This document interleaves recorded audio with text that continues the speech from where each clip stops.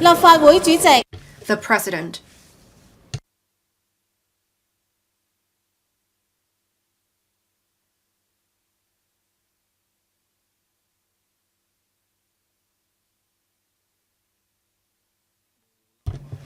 Members' motion with no legislative effect.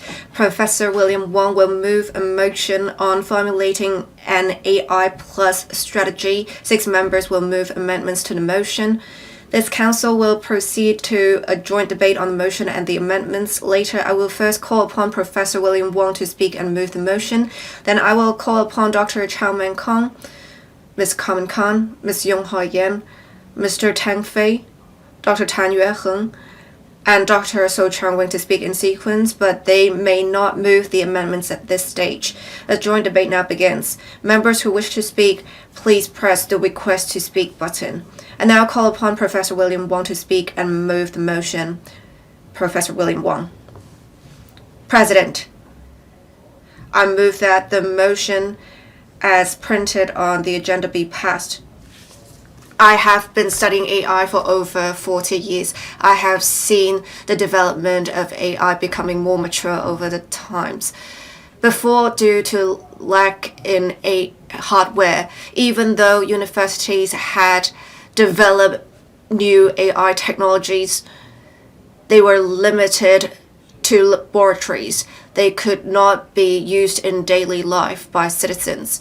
We have seen the times changing. Since end of 2022, we have seen ChatGPT developed. AI has become part of our daily lives. AI can do pretty much everything. Apart from learning, writing, drawing, it can also be used in driving, rescuing, in operations, basically. The Nobel Prize laureate in physics and chemistry this year, the research concerned has become a focus of discussion. Many of such studies are related to AI, and we are now led into the fourth industrial revolution by the development of AI. AI has become an essential factor in productivity. Therefore, in the 2 sessions, we had the work report that was announced that talked about an AI Plus initiative. And in the 10 government priorities, the first one was about AI. AI is now a core engine for growth. Earlier, Director Xia Baolong said, Hong Kong needs to identify, embrace, and seek change in order to further develop. But how should we change? How should we reform ourselves? I believe on different levels of society and in different use case scenarios, we should use AI more.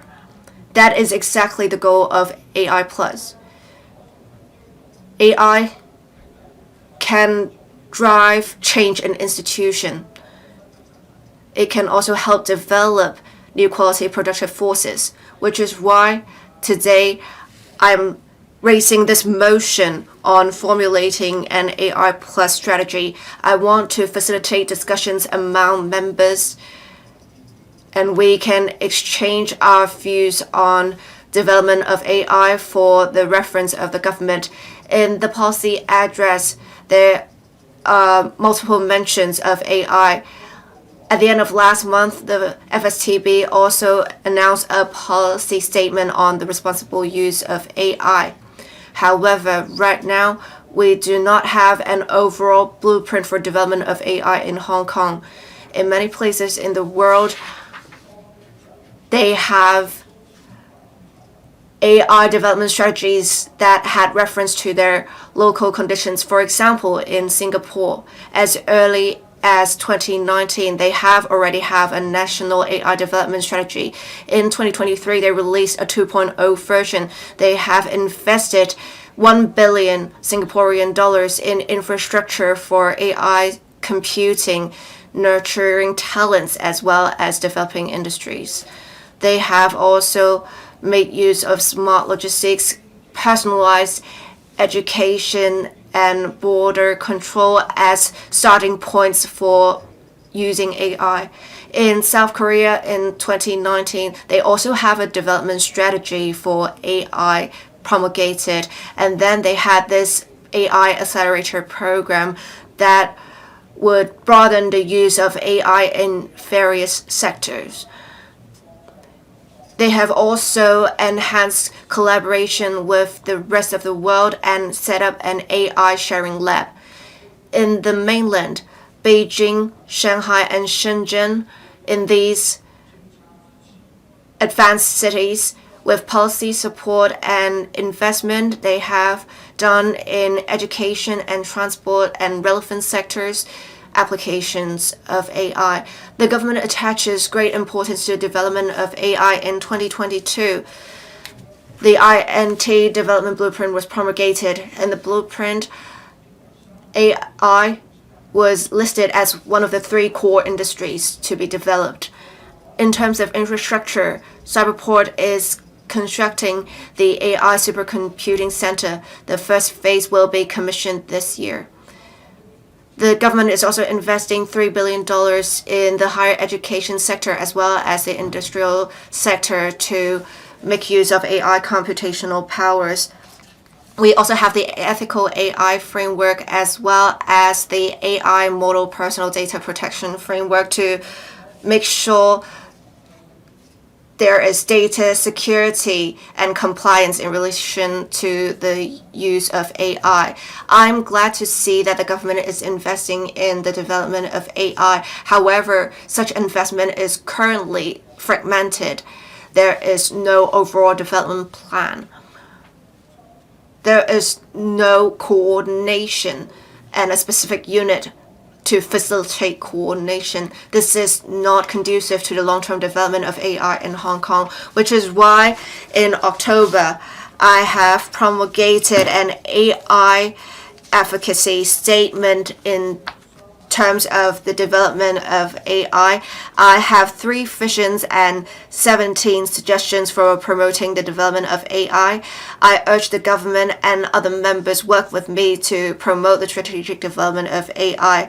I suggested that Digital Policy Office should take lead in policy making as well as train the relevant talents. We should also set up under the Digital Policy Office a strategic development steering committee that would consist of members from different sectors to provide advice.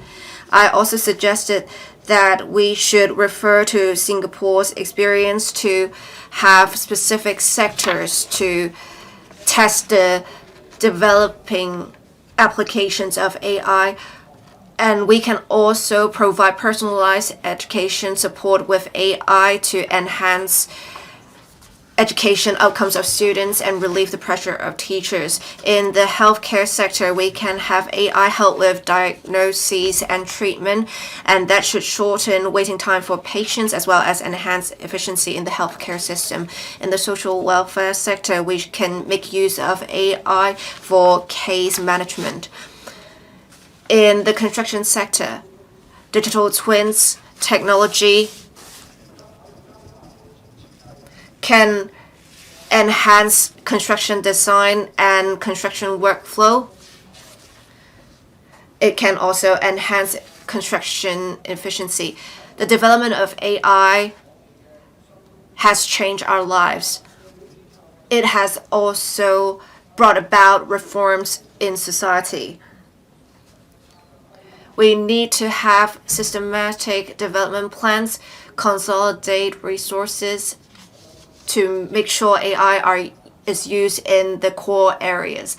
With the collaboration of various sectors, we should be able to realize the vision of AI plus that would create more opportunities for Hong Kong and brought about better lives for citizens. President, I so submit. I urge members to support my motion.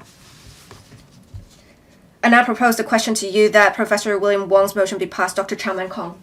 President, when we promote technological advancement, General Secretary Xi Jinping said something that we should learn from. He said that it is necessary to uphold unity between fostering development and implementing law-based management, and to vigorously cultivate new application for new technologies such as artificial intelligence, the Internet of Things, and next-generation communication networks, while also actively adopting the law, regulations, and standard norms and guiding the application of new technologies. Under the resolution of Third Plenum, it is said that we should establish a legal and monetary framework for AI. I hope that when the government is developing AI, they will regulate development, usage, and monitoring of AI so that we can develop it while having it under our control, so that AI can promote our economy and advance civilization. I think that there are 3 stages to AI+. First, AI plus research and development. That is leveraging on institutions and universities to maintain our edge in the frontier technology research. Second, commercialization of AI plus research outcome.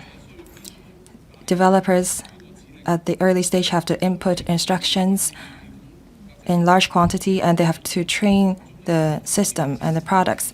In the interim, large quantity of data and information will be used.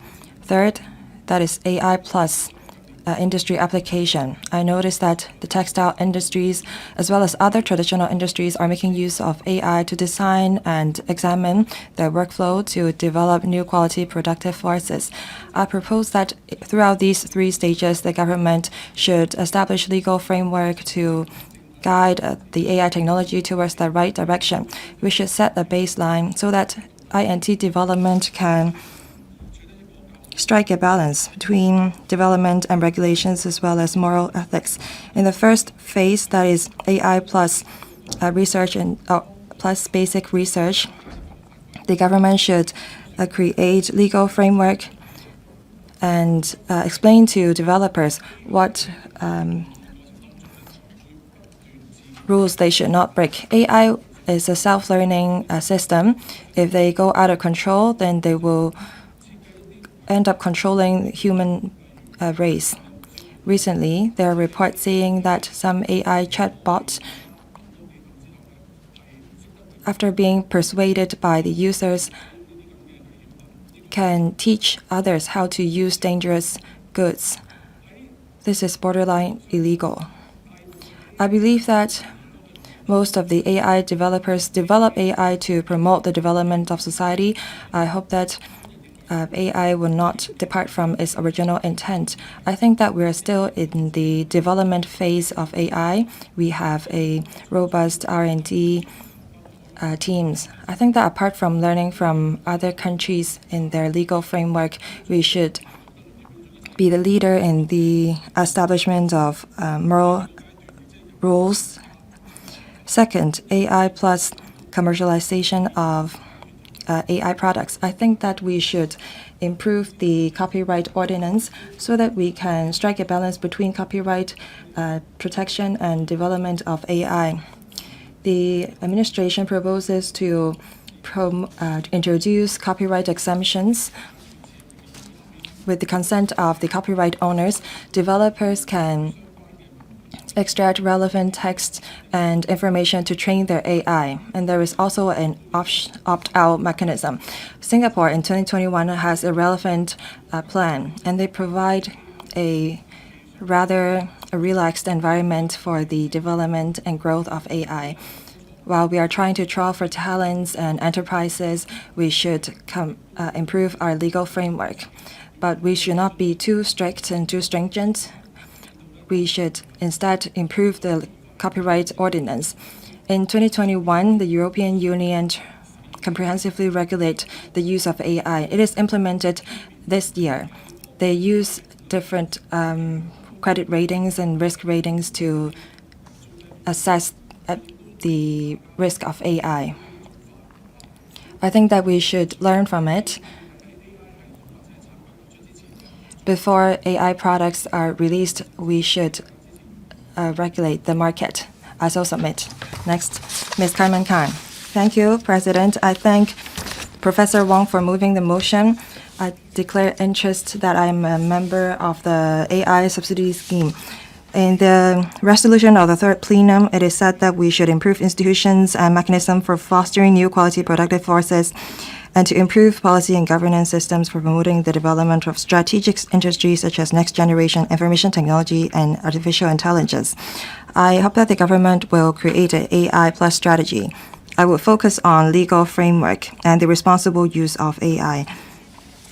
First of all, we have to create an AI-related legal framework. President, recently AI has been developing in leaps and bounds, and there are legal disputes arising.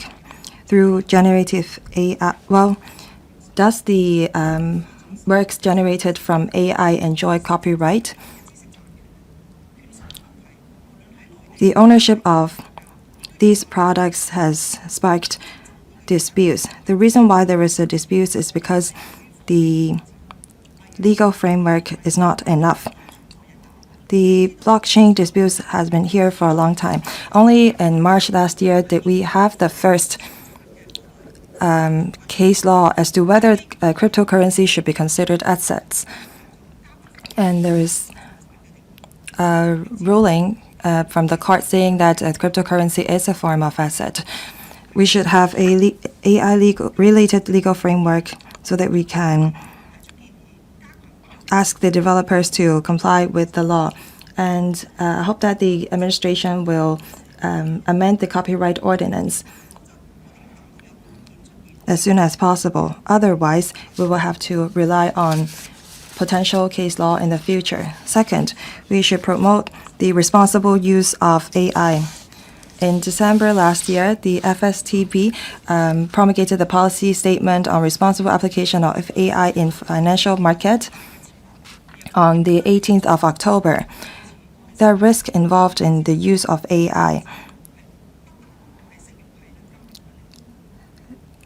And the risk does not only appear in the financial market. We have to develop AI while balancing opportunities and risk. We should also protect personal data and develop AI in a responsible way.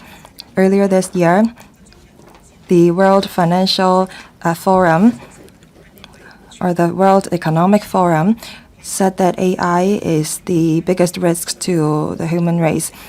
The PCPD promulgated the AI model personal data protection framework, setting out measures and rules.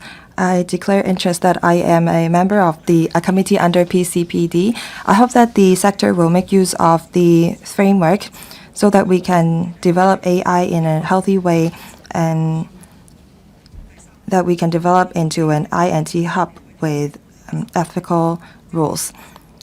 I would like to also talk about the application of AI. On the 14th of November, the LWD promulgated the 2023 manpower projection outcome. The administration said that the use of AI and technology will bring about impact on labor force. And for job types on a scientist, data science, automated research, and digital sale is becoming more and more common. There are various programs opened in the university so that our talents will be equipped with AI and AI skills. Of course, we have to teach students how to use AI responsibly. In the future, the business sector have to improve training on their staff relating to digitalization and AI. They should also control the risk arising from the use of AI. President, we want to develop Hong Kong into an advanced city in the use of AI. I hope that the administration will create a legal framework so that various sectors will make use of AI in a responsible way and adopt the protection framework to enhance people's livelihood while driving the economy. I appeal to members to support Professor Wong's movement and my amendment. Ms. Hoi-yan. President, I speak in support of Professor Sir William Wong's motion on formulating an AI plus strategies and the other amendments. I hope that other members will support my amendment. AI development is going leaps and bounds, and the President Xi Jinping said that developing AI is a strategy of our country and is a driving force for our economy. We should seize these opportunities and be proactive to create an international INT hub. It is also a mission accorded to Hong Kong in the policy address. I said previously that we have to build a comprehensive INT ecosystem that cover application, research, and development. Today, I'd like to give my views. First, we have to develop a basic infrastructure for AI, including computing chips, data, and computing centers. The Hong Kong PC published a report interviewing 216 AI-related enterprises. 75 of them are SMEs. Results show that 44% of the enterprises don't have enough computing power. In terms of data, 44% of them said that they don't have enough data, and 16% have to spend a long time to collect data. Some 8% say that they don't have the relevant figure to train their AI. So the AI industry faces with lack of computing power and data. Can Singapore and Shenzhen have a supercomputing power? Their computing power amount to some thousands and tens of thousands of petaflops. We only have a center with some 300 petaflops. With fierce competition, we have to dedicate more resources to improve our basic infrastructure. We also have to give full play to our unique advantages to attract mainland and overseas AI enterprises to come to Hong Kong, and we should also help mainland AI enterprises to go global. We are the freest economy, and we have a robust legal framework. For AI companies in the mainland to go global, we are the perfect springboard. We should make use of RCEP and CEPA to align our standards with the mainland to promote a collaborative innovation among different sectors so that Hong Kong can be a super connector between the mainland and the rest of the world. Hong Kong is an international financial center. We have a large amount of use cases and financial data. We should make use of our fintech to solve the pain points in the industry and enhance our competitiveness. In the amendment, I said that we should develop vertical large models. It can serve various sectors in a very efficient manner to solve issues, and also it promotes AI product commercialization. So we should be targeted in our approach. Also, we should create an AI atmosphere in the community. SMEs are not willing to make use of AI or new products. This shows our shortcomings in creating a AI-friendly culture. So I think that the government should set an example by purchasing locally developed AI products so that our entire community will embrace new technology. The AI administration should also streamline procedures for AI products to lower the burden of the enterprises to create an efficient business environment. Also, we should enhance the legal framework for AI and ethical governance. There are various risks involved in the use of AI, such as the impact on the labor market. So I think that the administration should create a legal framework and set rules to alleviate risks. We should also create an ethical framework for AI to better serve the environment so that we can create a vibrant environment for the use of AI. I appeal members to support my amendments. Mr. Tang Fei, President, I speak in support of the motion as well as other members' amendments. I also urge members to support my amendments. With the development of digital technologies, AI development has surpassed our expectations before from what we saw in science fiction. But with the tides of AI, we have seen some concerns and risks. AI, there is a divide in AI. What do I mean? It seems that there is some sort of illiteracy. This is relevant to the productivity of society, and that is not beneficial for this with this divide. I ask the government to refer to the experience in other jurisdictions to make sure that there is learning of AI by all, not just students. This is a pressing issue right now. In 2019, the UNESCO has released an AI education paper. And this is actually led by the country, but it was released by UNESCO. It says that everyone should have AI literacy. In September of this year, UNESCO released 2 other documents.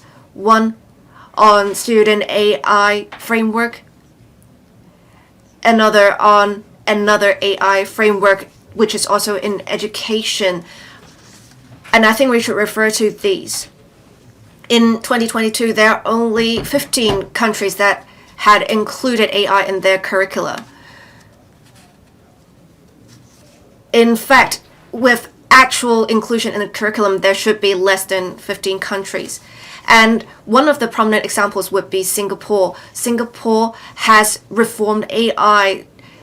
With AI, they have become a smart nation. In 2017, Singapore has promulgated AISG, that is an AI development strategy in Singapore, providing policy support for development of AI. They are promulgating a framework for learning of AI by all. In 2019, they have another document that would promote the strategic development of AI. They have invested even more in education. So they now have a website that is called AI Singapore. Only Singaporean citizens can log onto the website to learn AI. So there are several stages in the learning of AI, so that students as well as practitioners or just citizens in general, regardless of age, that is including elderly persons, can take online courses in AI. And this has facilitated learning of AI by all. There are different use case scenarios for students, professionals, or different individuals to build their AI literacy, and there are specific requirements. Having referred to all these, learning of AI by all would involve 3 areas. 1, the capability of developing AI. There is strong AI and weak AI. Strong AI would be limited to, say, scientists, for example, for Professor William Wong. But for weak AI, it can be used in different sectors and it can be promoted in different levels of the community. We need to enhance awareness of the use of AI. We also need to make sure we are sensitive to and handle relevant ethics issues. We have done much in education. We have promoted programming in the primary and secondary school levels. What we have to do now is, like Singapore, we need to have a framework for learning of AI by all. We should have an online platform that would have different levels to encourage everyone in Hong Kong to learn AI in order to reform the culture of AI in Hong Kong. Thank you, Dr. Tan Yueheng.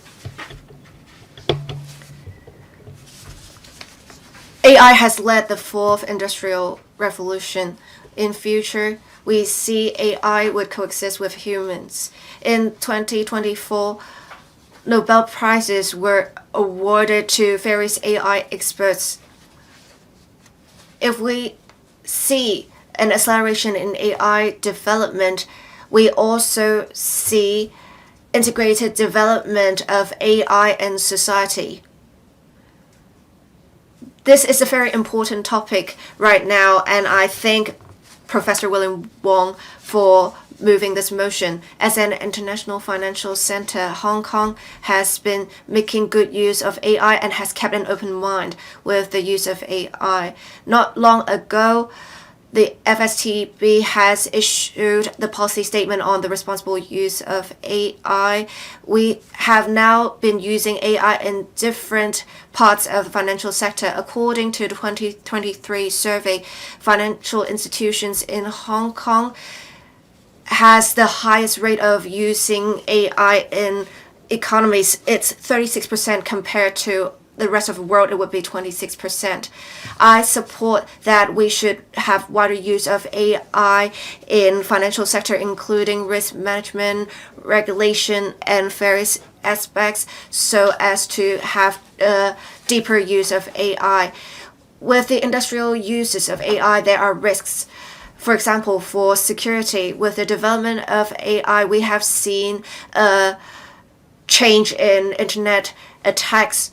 We have also seen fraudsters making good use of AI for deepfake technologies and fabricate videos and have successfully scammed a high-level company representative with a video.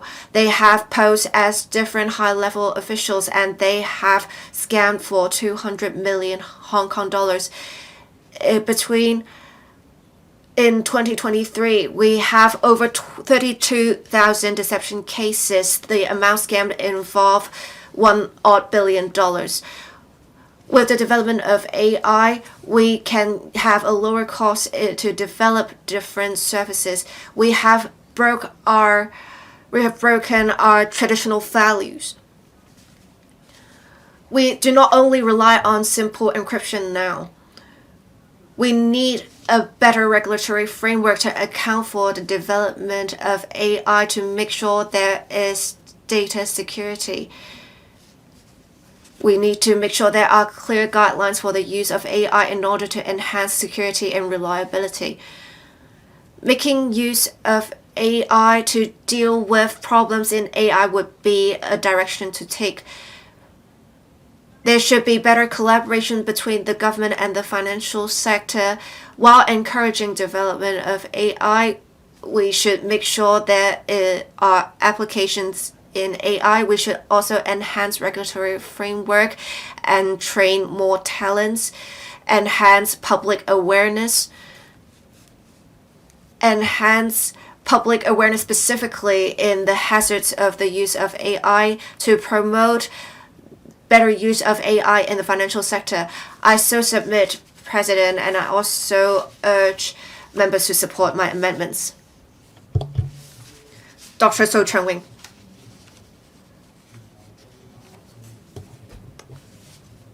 Thank you, President. We have seen Intel at the close of the market announce the results of Q3. They have earned over $400 billion,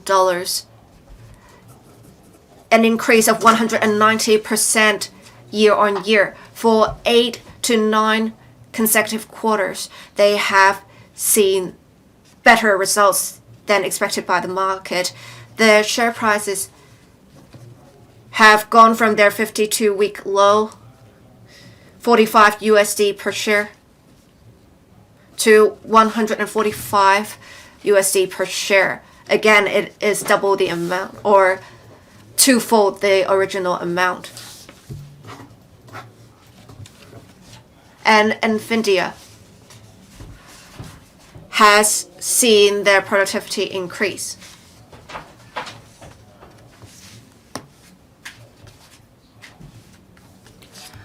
I want to start from saying that for different industries, we have seen rapid developments of AI. The development is irreversible.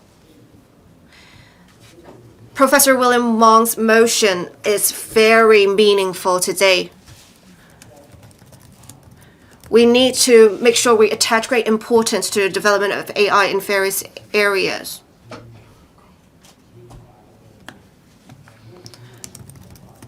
We have seen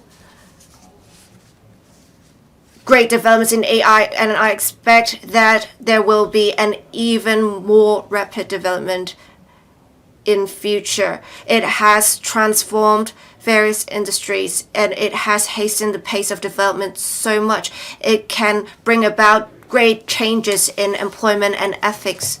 So with the time constraints, I can't go too deep.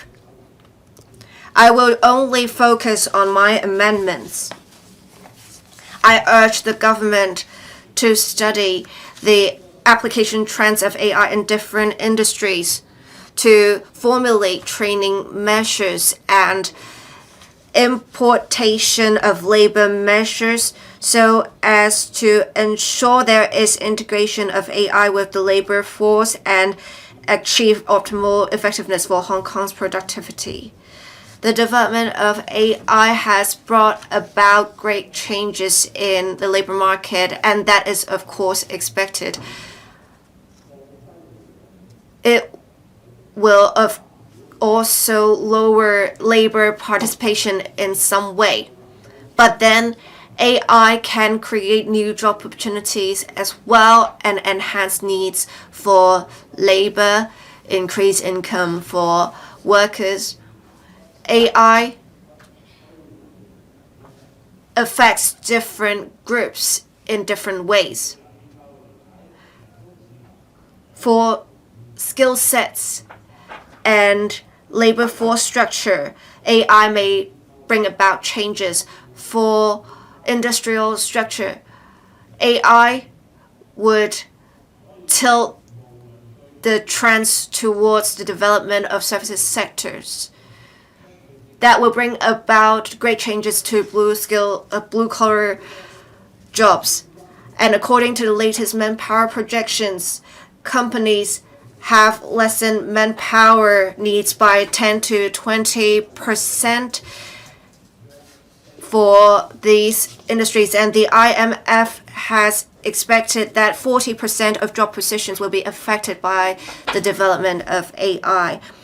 The government should not underestimate the changes brought about by the development of AI to the labor force. We need to prevent skills mismatch bringing about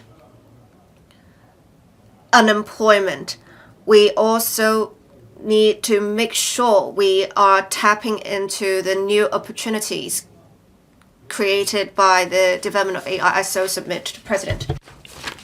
Secretary for Innovation, Technology and Industry. President, first of all, I would like to thank Professor William Wong for moving the motion on formulating an AI plus strategy, and Dr. Chow Men Kong, Ms. Carmen Kan, Ms. Eunice Young, Mr. Deng Fei, Dr. Tang Yueheng, and Dr. So Cheung-wing for their amendments. The debate provides the platform for us to exchange views and ideas on the subject.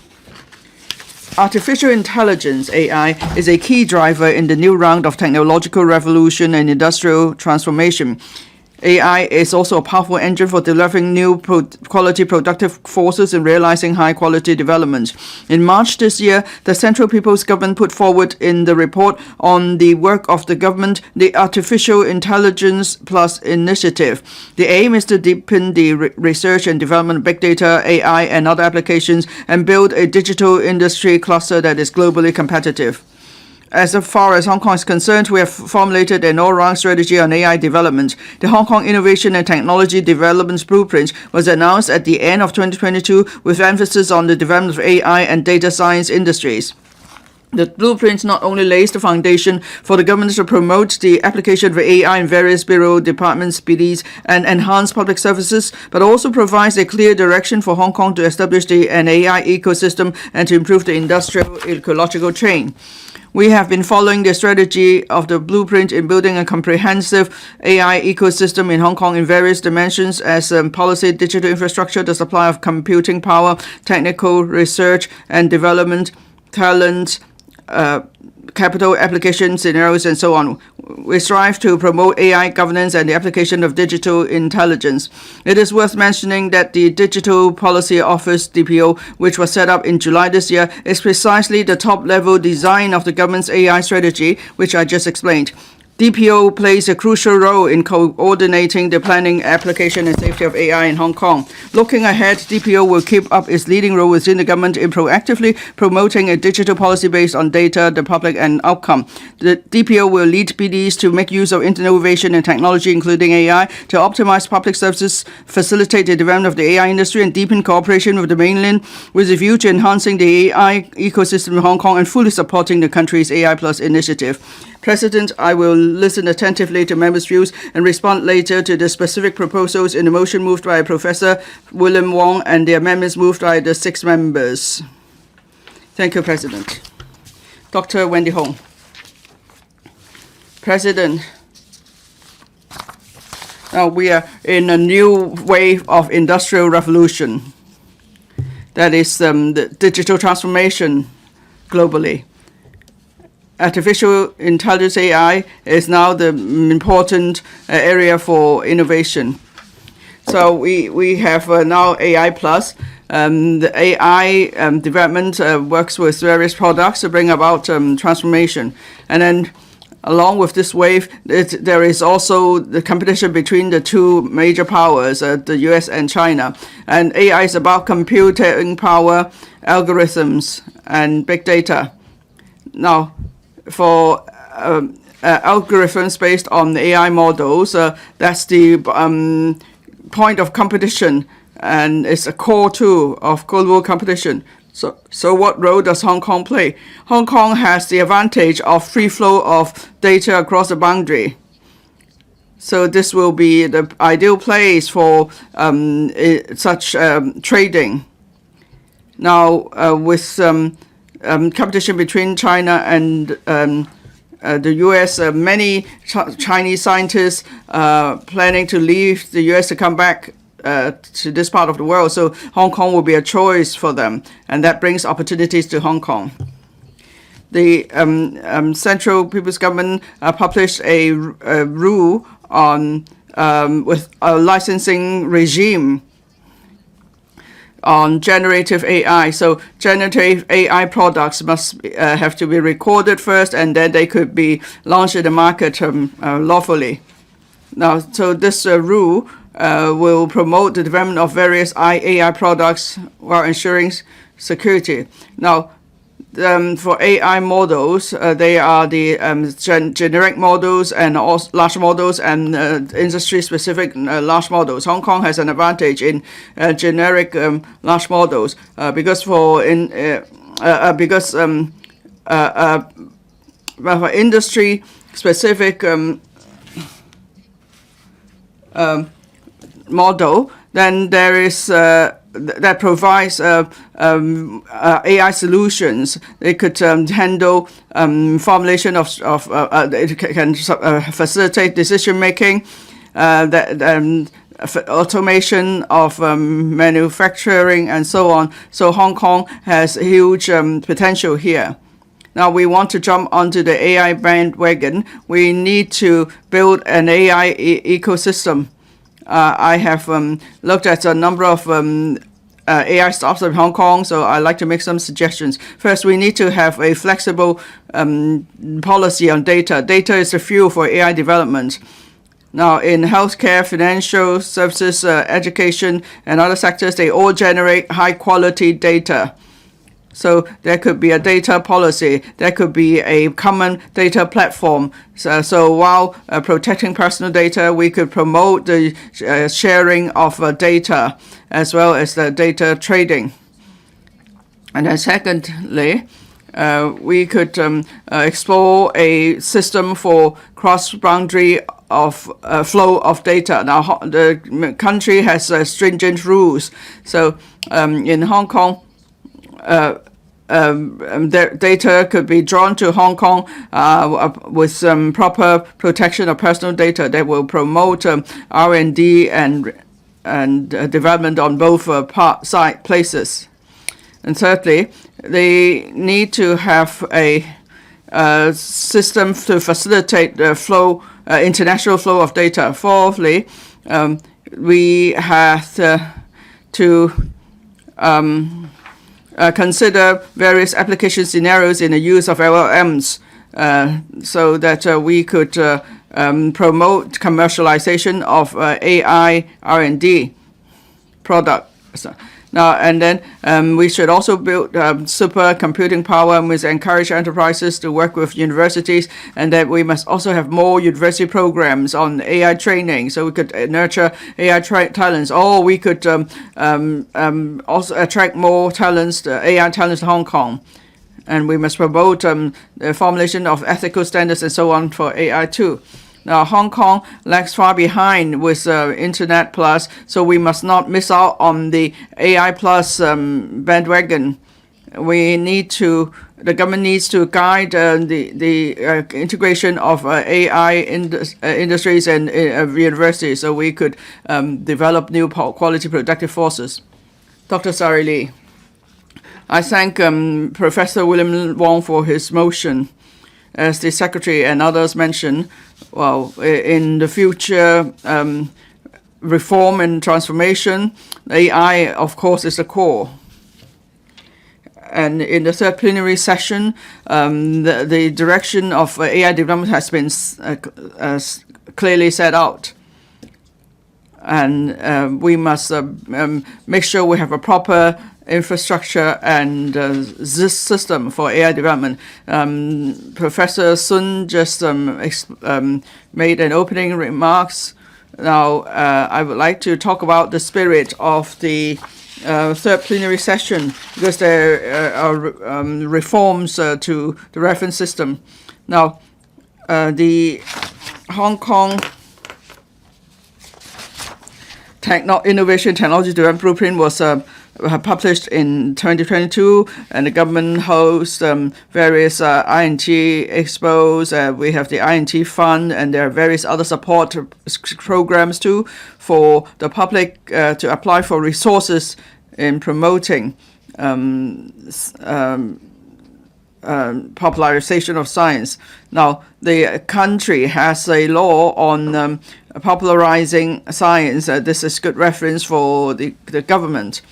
Now, we have to adopt the strategy of revitalizing the country through science and education. We need to train talents too for that. So we have set up a committee to lead such development. But it seems that in terms of policies, the government is still hoping to see more policies on different areas.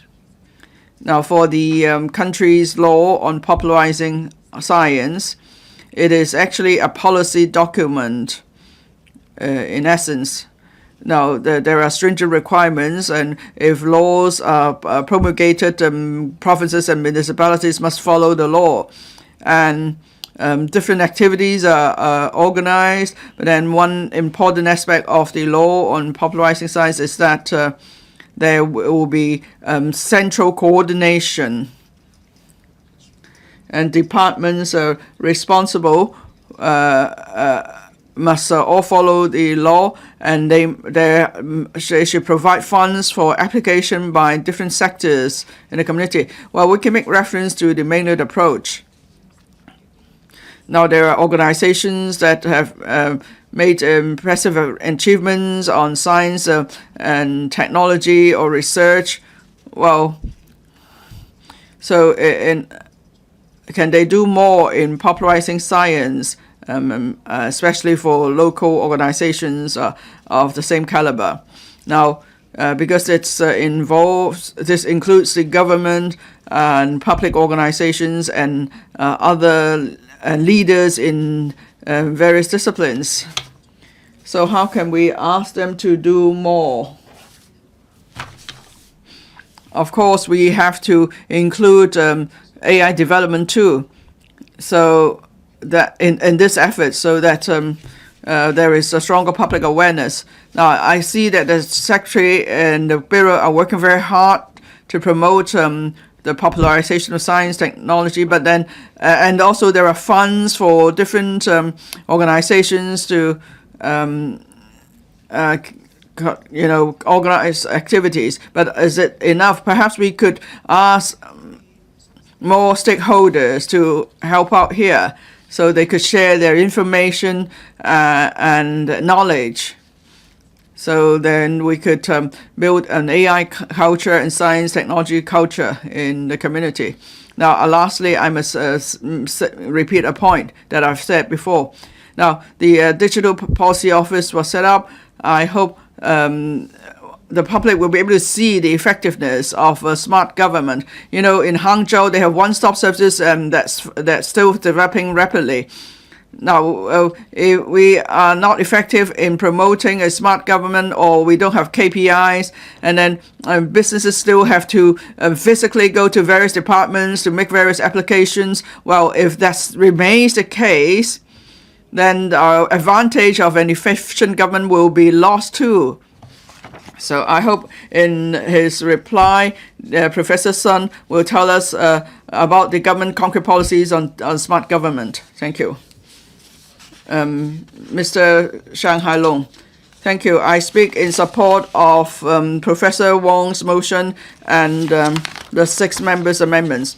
Before I speak, I must declare that I'm a strategic consultant of an INT company here. Now, AI came about in 1956, but then there's a new revolution involving AI. It's rapidly advancing technology. It will affect our economic structure and industrial structures. We are now in a new AI era. In 2017, the Central People's Government published an outline on the development of AI.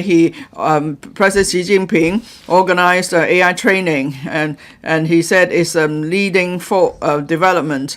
And so soon there's the AI Plus initiative. And in the government, in the Chief Policy Address this year, the Chief Executive also mentioned AI Plus.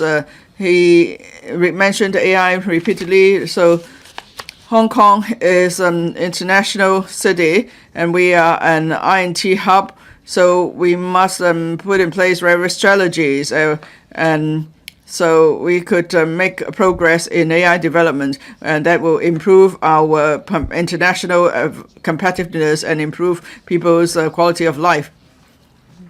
Now, I'd like to make a number of suggestions on AI+. First, I want the government to formulate an AI development blueprint. This is to give clear positioning of AI in our development. Now, Hong Kong needs to consider a long-term AI plus development blueprint. This will be a core component of our INT development blueprint. And then we could bring the academia, industries, and government to come together on AI research. There should be more cooperation with international universities on training AI talents. And secondly, we must deepen collaboration with GBA. GBA has a huge potential on AI development. Now, there are 9 mainland cities in GPA, so that is an advantage in terms of market scale. So we could form a joint AI development platform, and that will, because on the mainland, the innovation train will complement the advantages of Hong Kong. And thirdly, we must enhance applications, scenarios, and the adoption of AI. I see that the government has brought in an AI large model, large language model (LM) for government departments. So in terms of transport and healthcare, we must also speed up the planning of AI+. Now, yesterday, the Hong Kong, the ITIB published the development outline for the Hong Kong part of the He-Tao Shenzhen Hong Kong Science and Technology Innovation Cooperation Zone. Now, I study the materials carefully. There's a layout plan on the size, and another is on cloud computing. That is the cloud computing command center for a city. And there's another layout on the underground smart network. So we could reduce carbon emission and deal with sewage effectively. So I hope the government will also include these layout plans. Now, we need education to promote AI development because we need AI talents. So there should be AI curriculum in primary and secondary schools, and there must also be skill training for teachers. In 2018, I led the publication of the first AI curriculum in the world.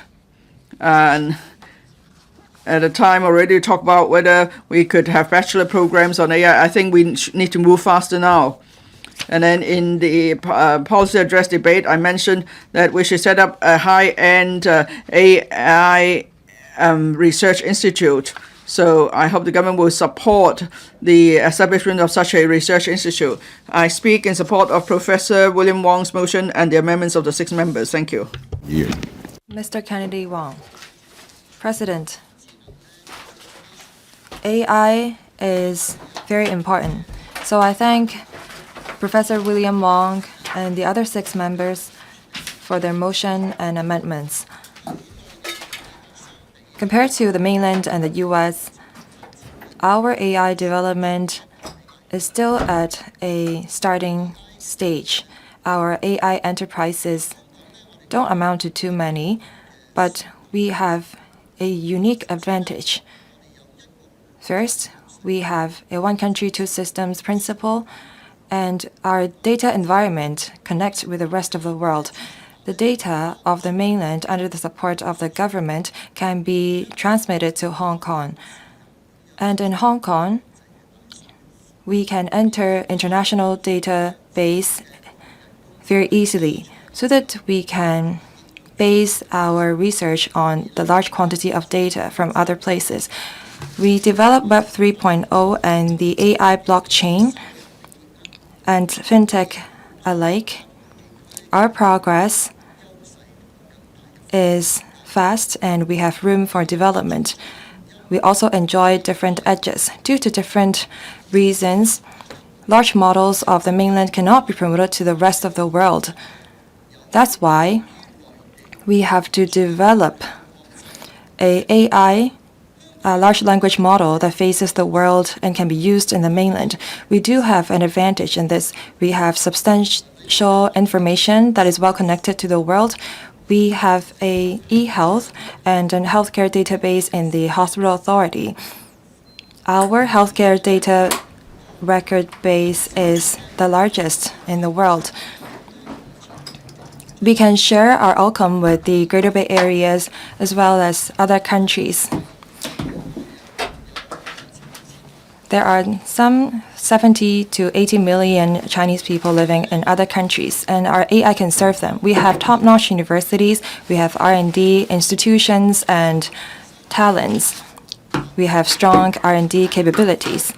As we all know, we have 5 universities that are top 100 in the world.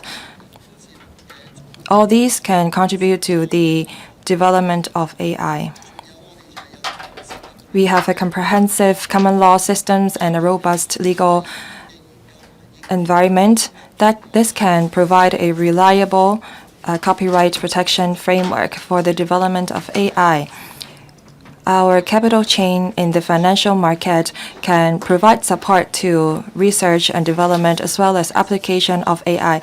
We can provide seed fund, venture fund, fundraising in stock market for developers so that we can guide these capital to the AI development and integrate government, industry, academia, and research to form a AI ecosystems. Given our advantages, if we can seize the opportunities of AI research and development, this will be conducive to the development of the new quality productive forces in Hong Kong. But some sectors, the trade practitioners told that we have limited computing power that account to 5% of our total computing power that cannot support the development of AI. So I think that the government should increase improve their basic infrastructures for AI by building new energy power plant, talk to the two power companies to see how we can solve the insufficient computing power issue, because that will limit our AI development. These are I have 3 suggestions. First, I think that the SAR government should solve the issues of higher electricity charges and low computing powers. Second, we should establish a Hong Kong AI Research and Development Institution. We should coordinate R&D and application of AI. Third, apart from having great universities, we should teach students about AI in primary and secondary school as well.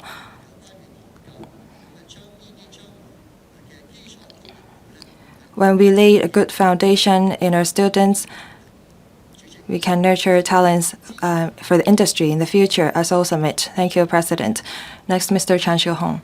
Thank you, President. I speak in support of Professor William Wong's motion on formulating an AI plus strategy and the other members for their amendments. South Korea and Singapore already have a development blueprint for AI. A lot of different places have created legal framework for the development of AI as well.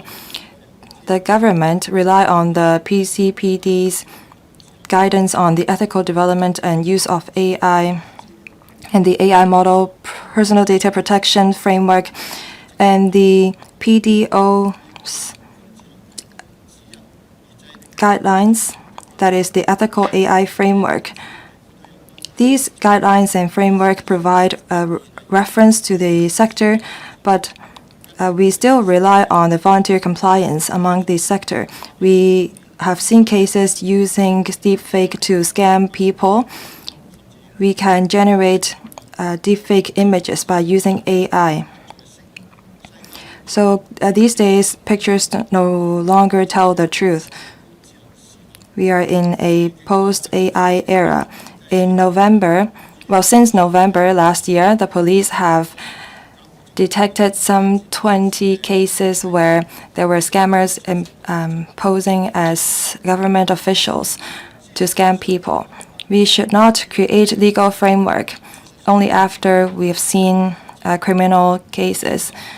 So I think that we should create legal framework, and in 2023, our country has created legal framework, and in September this year, they have prepared administrative measures on the on the AI development. President, different countries in the world are trying to develop AI while differing in their roadmap. For UK, they make use of a supportive measure and they minimize government intervention to support the development of AI. However, for European Union, they promulgated the first legal framework to regulate AI, that is the AI Act. What road should we go for? That's the question. One of the meaning of AI plus is to create use cases. We should integrate AI into different sectors. Singapore has a framework that focuses on logistics, healthcare, education, smart city, and border control to develop AI measures. Hong Kong has to integrate into the Greater Bay Area. So I think that the government should make use of AI plus to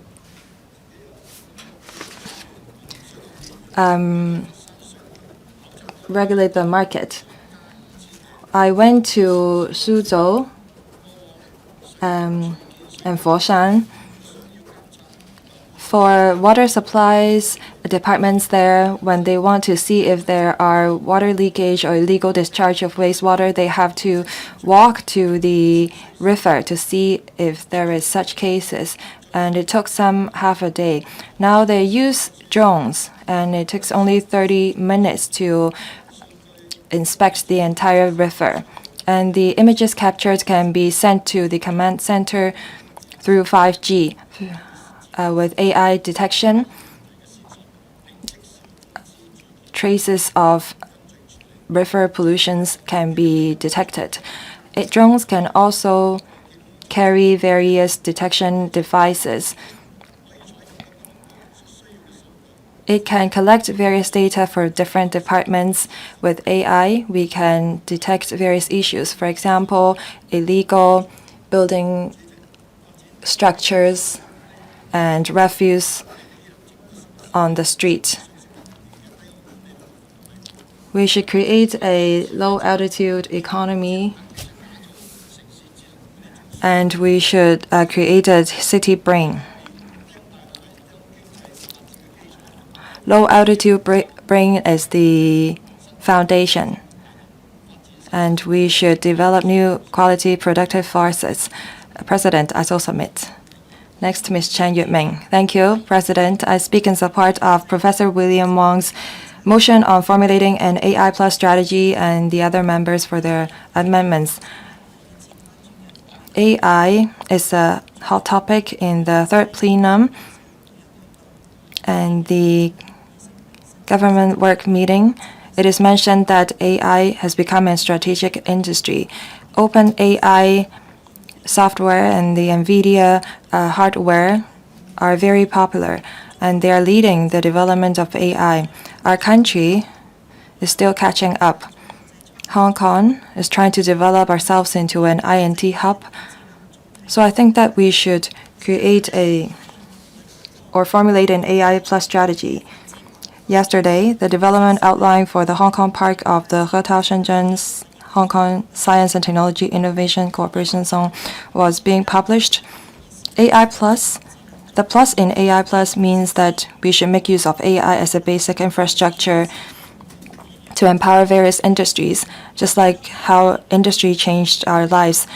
Just like what Mr. Tan Yueheng said in his amendment, we should amend legislation to protect data and make sure that developers are held accountable. This will enhance the safety and security of AI development. I have 2 points to make. First, various departments of the government should make use of AI to improve public service. In the policy address this year, it is said that we will transform public service, for example, by creating a Gen AI document processing co-pilot and make use of AI to answer people's questions and to screen lung cancers. I think that the government should speed up in the organic integration between AI and different sectors. In the Smart City Blueprint 2.0, the government set out 6 different strategies to make use of AI to improve services. For example, the Transport Department, when they monitor major roads and chunk roads, they will install detectors to provide real-time traffic information. If we can make use of AI to analyze the data, then we can provide a more accurate information for drivers. Take smart environmental protection as an example. The EPD is making use of remote detectors to monitor air pollution. For example, in the NENT, they make use of the detectors to monitor the odor problem. We should integrate AI into it to monitor if there is any abnormality and analyze where the source of the odor comes from so that we can take enforcement action.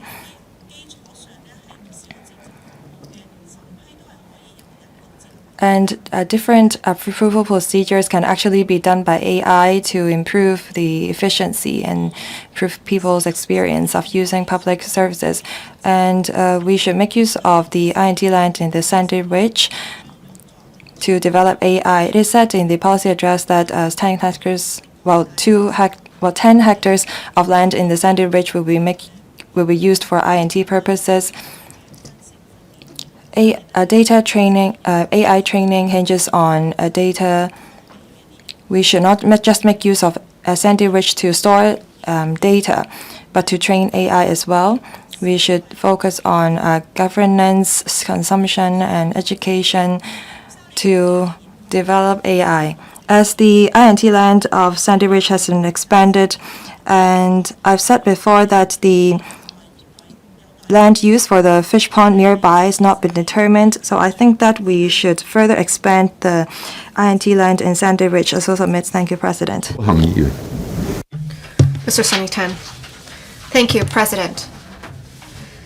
In this year's government work report, the first priority is set to be developing AI. We need to study different applications of big data and AI, and an AI initiative is promulgated. AI is to be used in different sectors to support the upgrading and transformation of society. We have seen AI and IoT robots leading the fourth industrial revolution. With this window, Hong Kong should leverage on our advantages to make contributions to the country in the development of AI and help the country advance in its capabilities. I agree that Hong Kong should promulgate a strategy relating to AI. We need to have efficient and short, mid, long-term measures. When formulating the strategy, we need to take into account the latest trends in the development of AI. We need to have reference to the development of industries in the country. We need to have a regulatory framework. For AI, it can be used in financial, life sciences, as well as public sectors. We have seen great potential for these. I hope the government can attach importance to the development of AI+. I think the government can take the lead in encouraging financial institutions to make use of AI in risk management, fraud prevention, and the management of transactions. In healthcare sector, it can be used for diagnostics as well as the development of pharmaceutical products. We can encourage institutions to make use of AI to enhance quality of services and products with AI. The government can use AI to enhance efficiency and transparency with AI. The government can encourage different departments to use AI for customer service or data analytics so as to enhance quality of services provided by the government. The government can take the lead to make good use and procure AI outcomes so as to realize real research outcomes in the area.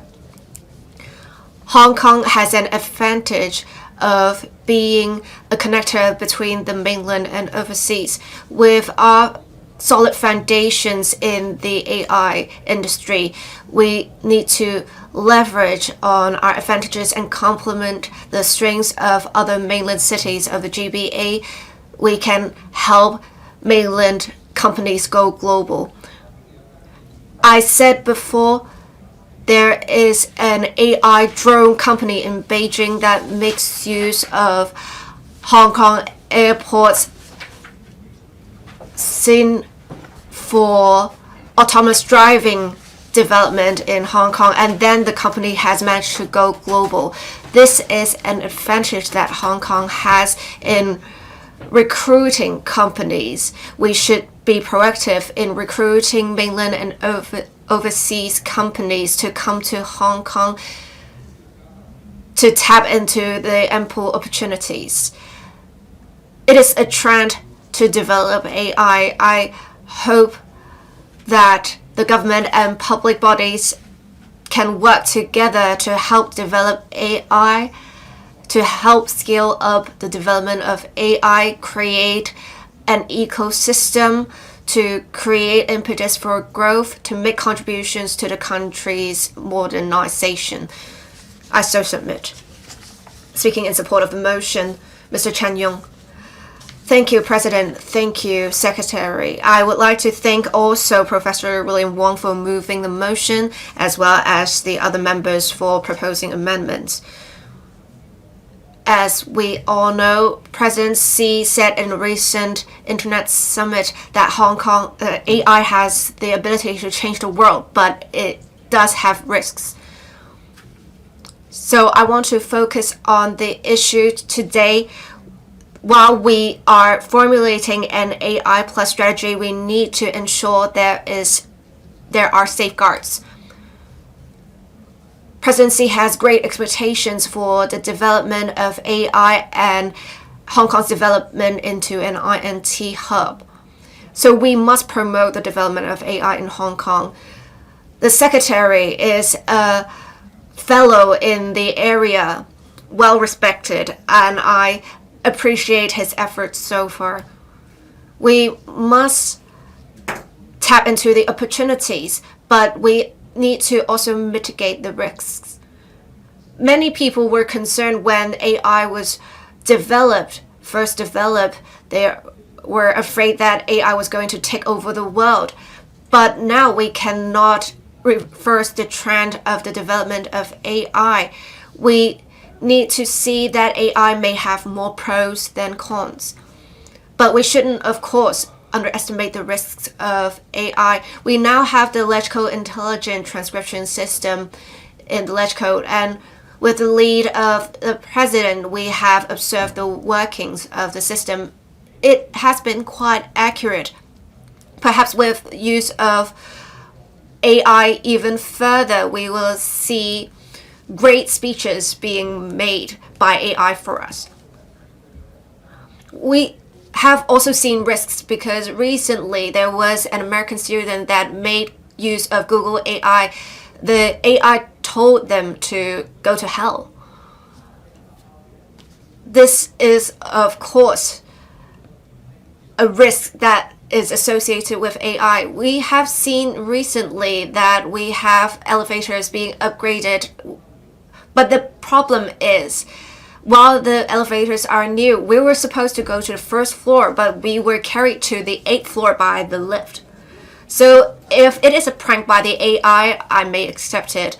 But if it is not controllable, that wouldn't allow Professor William Wong to come here to speak. I would not allow that.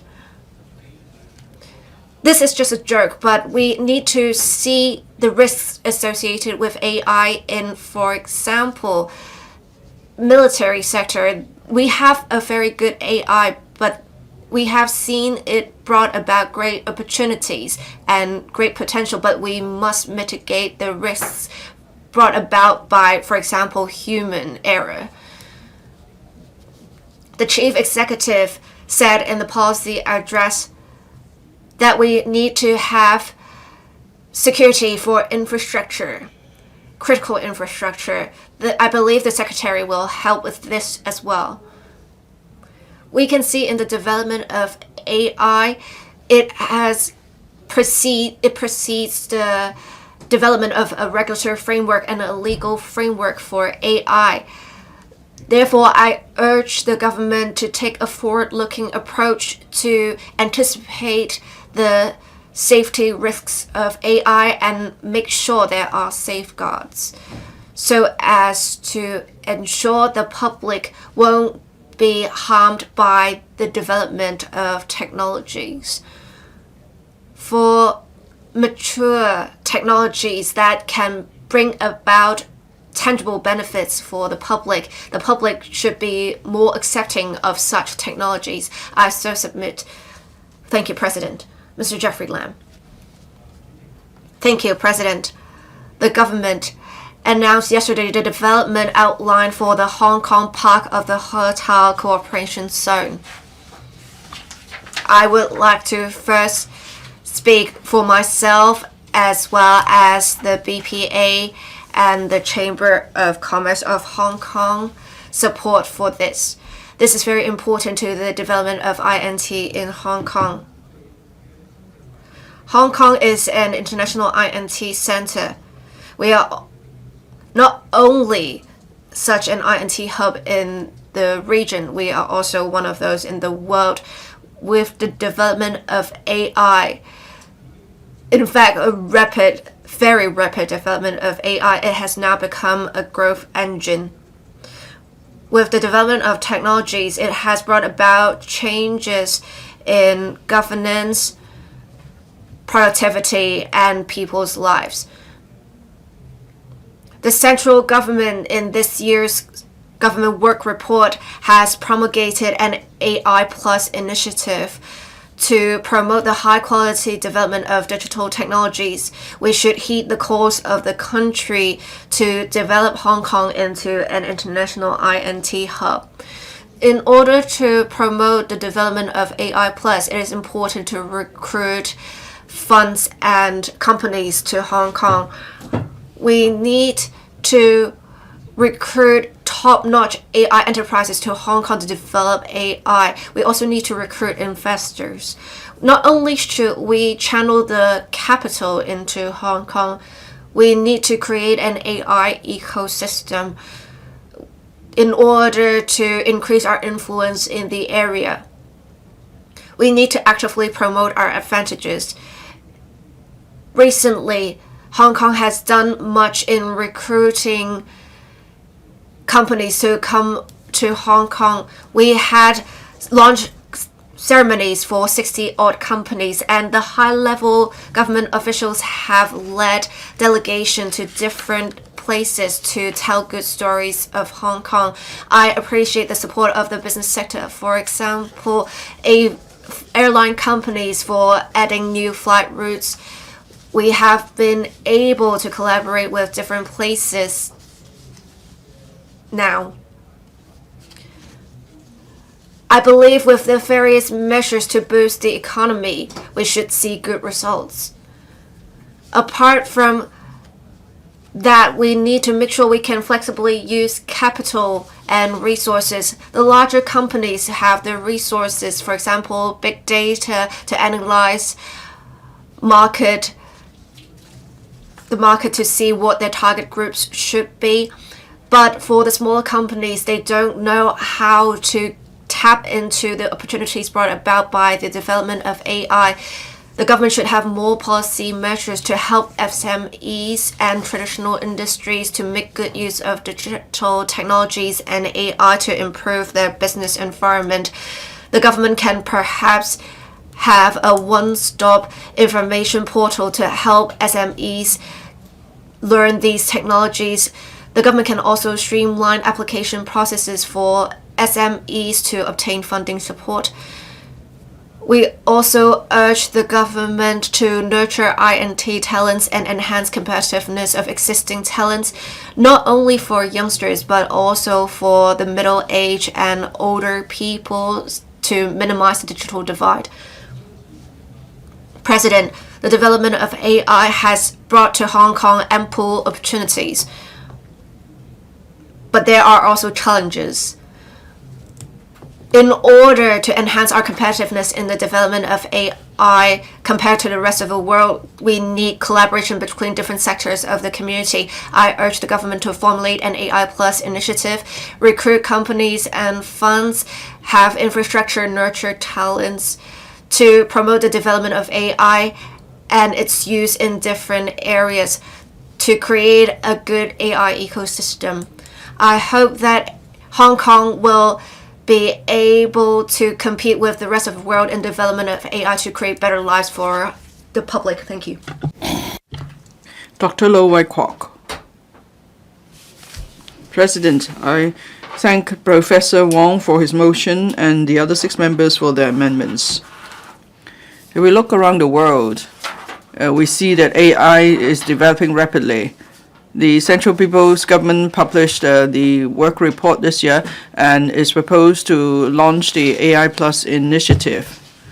So there will be deepening R&D of AI technologies to build an industry cluster. This is to empower economic development and also improve people's quality of life.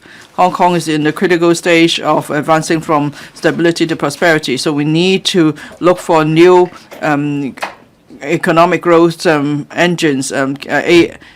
Digital economy is, of course, an important engine driving our economic development. That's why BPI and I support the motion we asked the government to keep in pace with the global technological advancement, and we need to turn Hong Kong into an international AI and data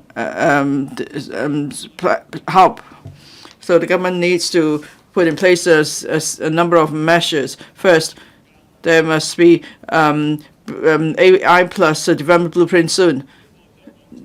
The government published the Hong Kong I&T development blueprint. The focus is on development of life science, AI, and data science, advanced manufacturing, and new energy. So these are strategic industries. And then the government wants to promote the development of digital economy and smart city in different sectors. But then there's no detailed mention of how we're going to develop AI. Now we need an AI plus strategy, so that by providing land and other support and subsidy, we could promote academic industries and so on to work together. And there could also be coordinated development with GBA, and then it's need for various support policies for us to boost the development of the AI industry here in Hong Kong. And the government must provide more infrastructure for the AI industry so that we could build an industrial ecological chain. Now, in the policy address this year, it's announced that there will be an I&T fund for the industry, and then to focus on research on robotics and so on. At the same time, the government needs to provide funding for the building of supercomputing centers. Now, the first 3 buildings of the Hong Kong Park in CHOW will be completed. The first batch of enterprises will move in at the end of next year. Now, these includes companies on AI and data science. So the government needs to offer more concessions to build the relevant industrial ecological chain. And AI should be used to empower the upgrading and transformation of different sectors. And then thirdly, the government needs to speed up, accelerate its talent training programs. It should encourage upgrading of skills across the community. And there is, of course, the industries will need high-end talents, so we need to provide that. At the same time, we should set up a steering committee on digital education. So there should be various digital education programs for both students and teachers in schools, and then we could actively train local talents. We must also pay attention to adult education and continuous education, which encourage members of the public from different sectors to make use of government subsidy and use AI to upgrade their skills. The government should also promulgate laws on AI with some regulatory framework. There should be codes of practice so that we could deal with intellectual property, data protection, privacy protection, and social ethical issues arising from the use of AI. And so I speak. Thank you. Mr. Chen Kim-po. Thank you, President. AI technology is advancing rapidly. It keeps changing our lives and our work patterns. And it also brings an immense impact on the global economy. So the government needs to formulate a comprehensive AI development strategy. This will allow us to make the most of AI and also respond to the challenges brought about by technological advancement. I thank Professor William Wong for his motion and other members for their amendments so we could explore this issue.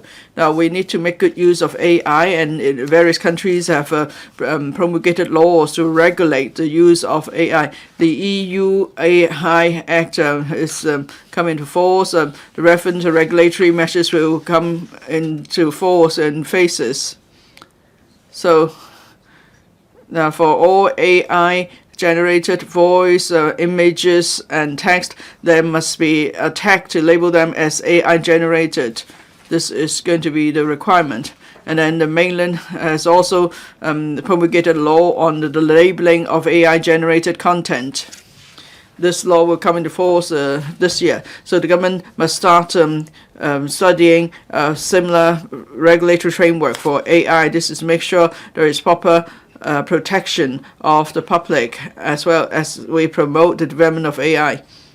Now, I would like to consider the impact of AI on manpower requirements.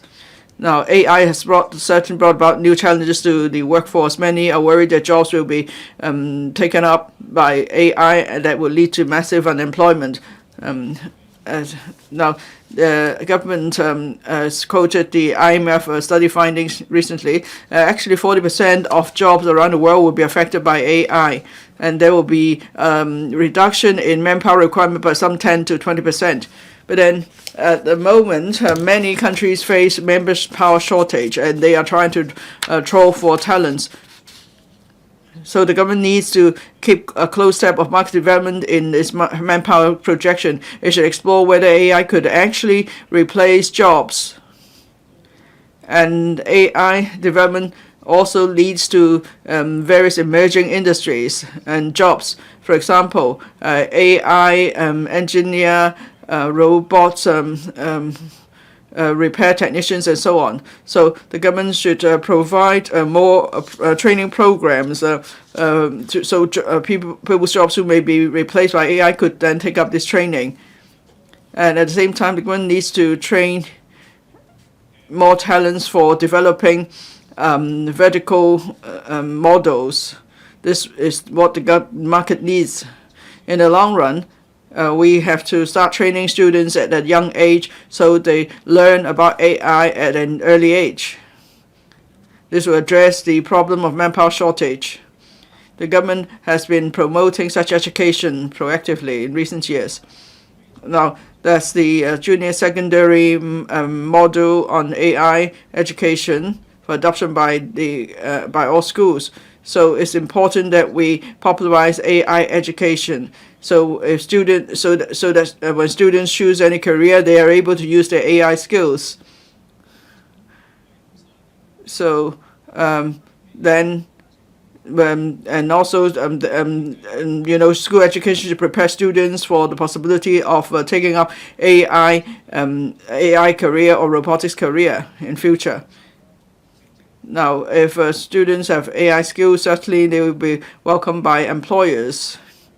So the government needs to give support to technical education as well.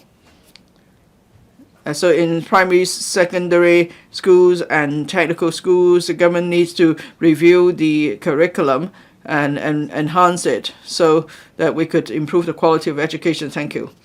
Mr. Lai Tong-kwok. Deputy President, I support Professor Wong's motion and the amendments of other members. AI has become an important a key driver for promoting new quality productive forces and high quality development. Various countries are actively researching into such technologies. With time, AI will be everywhere in terms of, especially in the fields of advanced manufacturing, green industries, and high-end manufacturing industries. The AI will become a leading force to reshape the operation of traditional industries. President Xi Jinping stressed that we need to lead the development of emerging industries and future industries by regulating AI development, which is important. Now, we have an executive-led government. If the government wants to develop new quality productive forces, it must take the lead in developing AI. In this respect, the government has done much.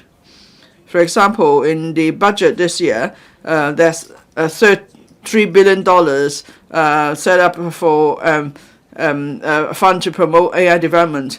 And also there's AI innovation and technology platform. And then there's the Race Plus. Also, there will be improvement of the cloud, government cloud infrastructure services and so on. So the government needs to formulate a well-defined and comprehensive AI plus strategy so that it could lead the community as a whole to embrace AI development and take part in it. Now, there is need for various concrete measures, and there's need for quality top-level design. This is to make sure that all the policies formulated meet the needs of Hong Kong and have regard to the development situation in Hong Kong.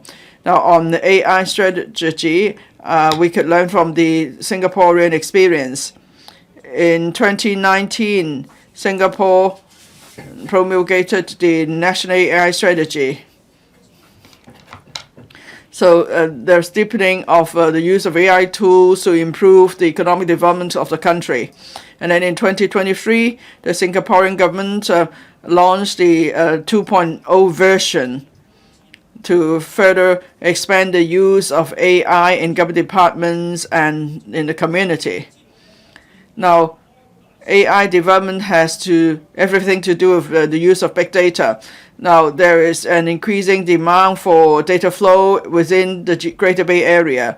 The government should also promote to seize upon opportunity of data flow in the CHOW cooperation zone, and then we could build a data ecosystem and promote the sharing of data with the mainland. The government needs to improve the current legislative framework.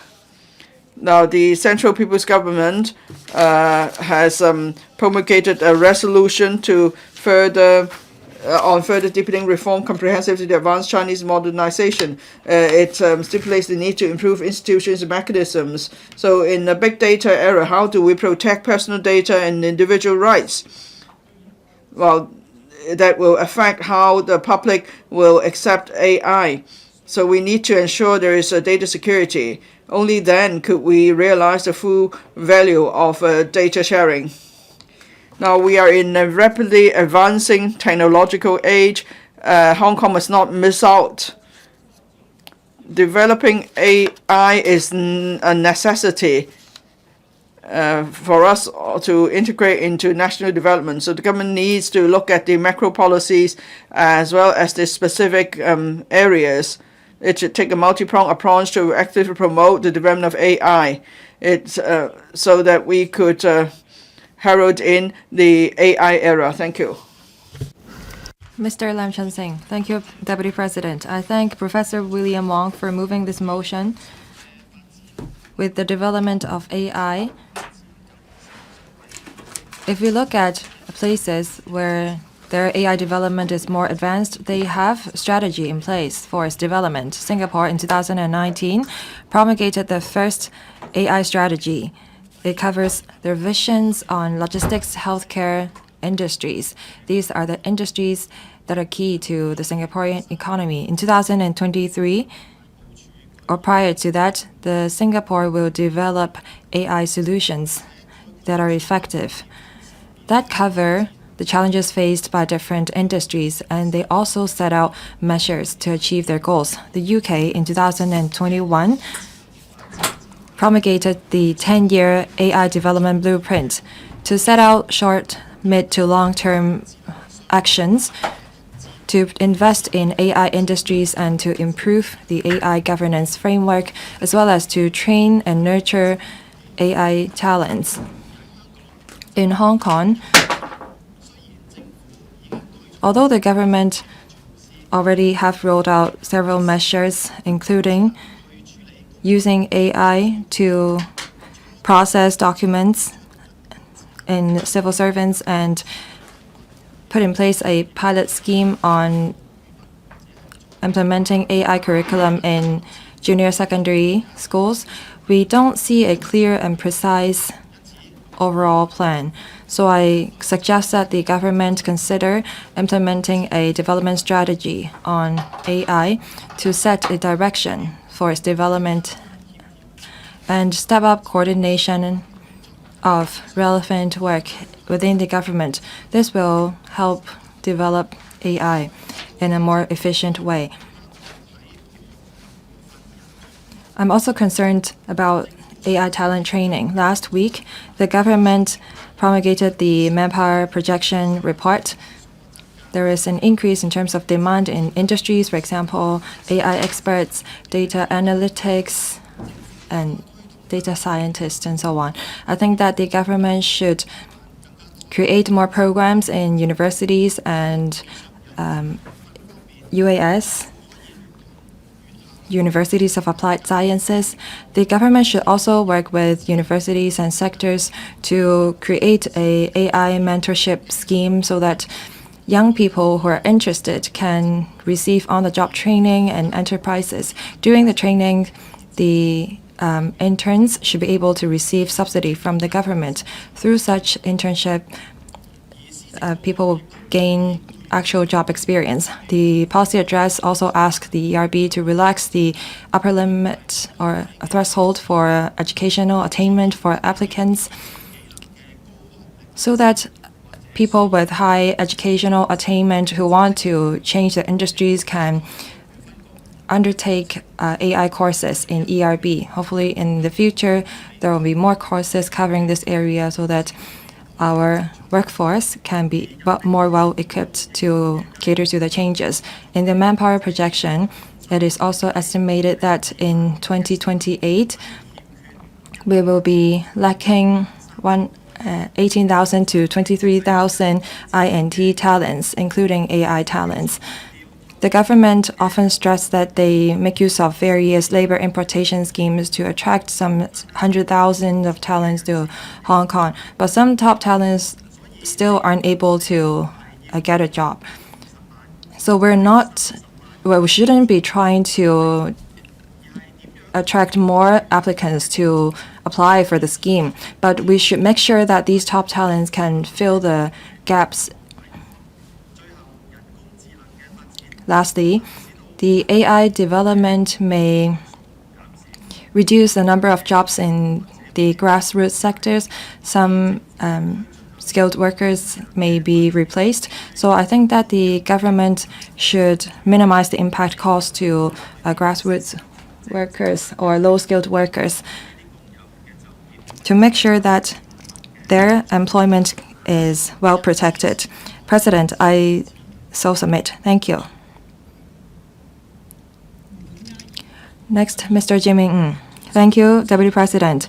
AI brings about infinite possibilities and business opportunities. Different sectors are trying to develop AI, but are we ready? The C4 has rolled out these results on AI readiness. Only 9% of local enterprises say that they are ready to adopt AI. Some enterprises have invested more in AI, but some 60% say that they don't see results upon investment or that the return is not up to standards. AI development and research has room for improvement. Shenzhen in September rolled out the action plan on developing AI. They set out some 22 measures to expand the application of AI. The plan says that there will be 5 leaders. First, frontier technology leaders, smart products leaders, cross-boundary applications leaders, autonomous driving leaders. We have to ensure that there is high-quality development. In this central government's report, it is said that we should develop AI Plus initiative. Coming back to Hong Kong, what do we lack in terms of AI development? We lack a comprehensive blueprint that offer directions and concrete plans and actions.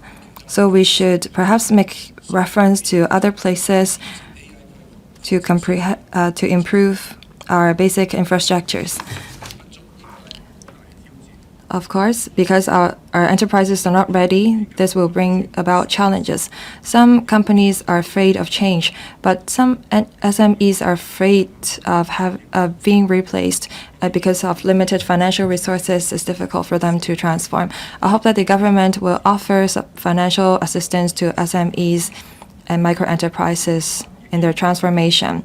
we have to protect the interest of various parties when we develop AI. The government consulted the public. Copyright infringement may result when we develop AI, so we must regulate it. AI is a new thing. In mainland, we don't have a dedicated laws to regulate AI. That's why we must be proactive in setting a legal framework to protect copyright owners and investors, so that creators will not be inadvertently caught by the law. I have two suggestions. First, we should create a dedicated department to regulate the development of AI. Second, we may learn from the financial regulation framework by offering a licensing regime and categorize different AI products. Last week, there was a roundtable on Shaw Prize winners. Some prize winners say that they recognize the effectiveness of AI, but they warn us that we should strike a balance and we should avoid over-reliance on such technology. So the government must formulate strategy and guidelines when they are rolling out AI plus strategy. Professor Priscilla Leung. Thank you, Deputy President. Google AI chatbot advised a student saying that she should die. In the chat box, it is said that human race is a waste of resources, is a burden on the world, and is a waste of time and resources, and a burden on society, and a drain on the earth. This has been widely circulated on the internet. Now, this is myself.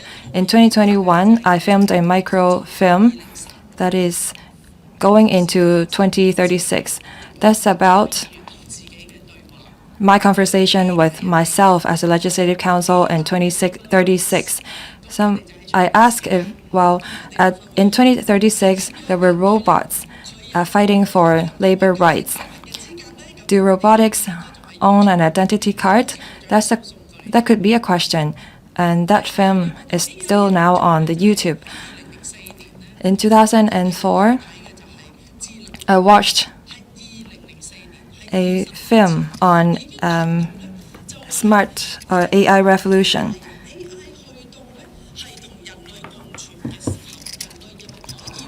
When AI live with human beings, we should ask ourselves if we will be able to live without them. And that developers in the film create virus. As a result, some AI went out of control and the entire society was in a chaos. In English, it's called iRobot. That's the name of the film, and that was a film in 2004. All these problems in the film has emerged already. I think that in 5 years, we will have AI orchestras, and even today, some scammers make use of AI. I like robots myself. I purchased 2 robots at my home so that I can learn how to live with them. They are my AI friends. But I think that our country is very forward-looking. In October last year, President Xi Jinping rolled out a human-centric AI and say that we should protect the interest of the human race so that we can ensure a robust governance system. There should be an international discussion blueprint on AI. So the entire community should work together. So I definitely support formulating an AI plus strategy, but we have to solve this problem first. On the 2nd and 3rd December, there is a summit for presidents of universities over the world. There is a topic on how we teach AI before they teach our students. That is, how do we educate our AI before they educate our youth?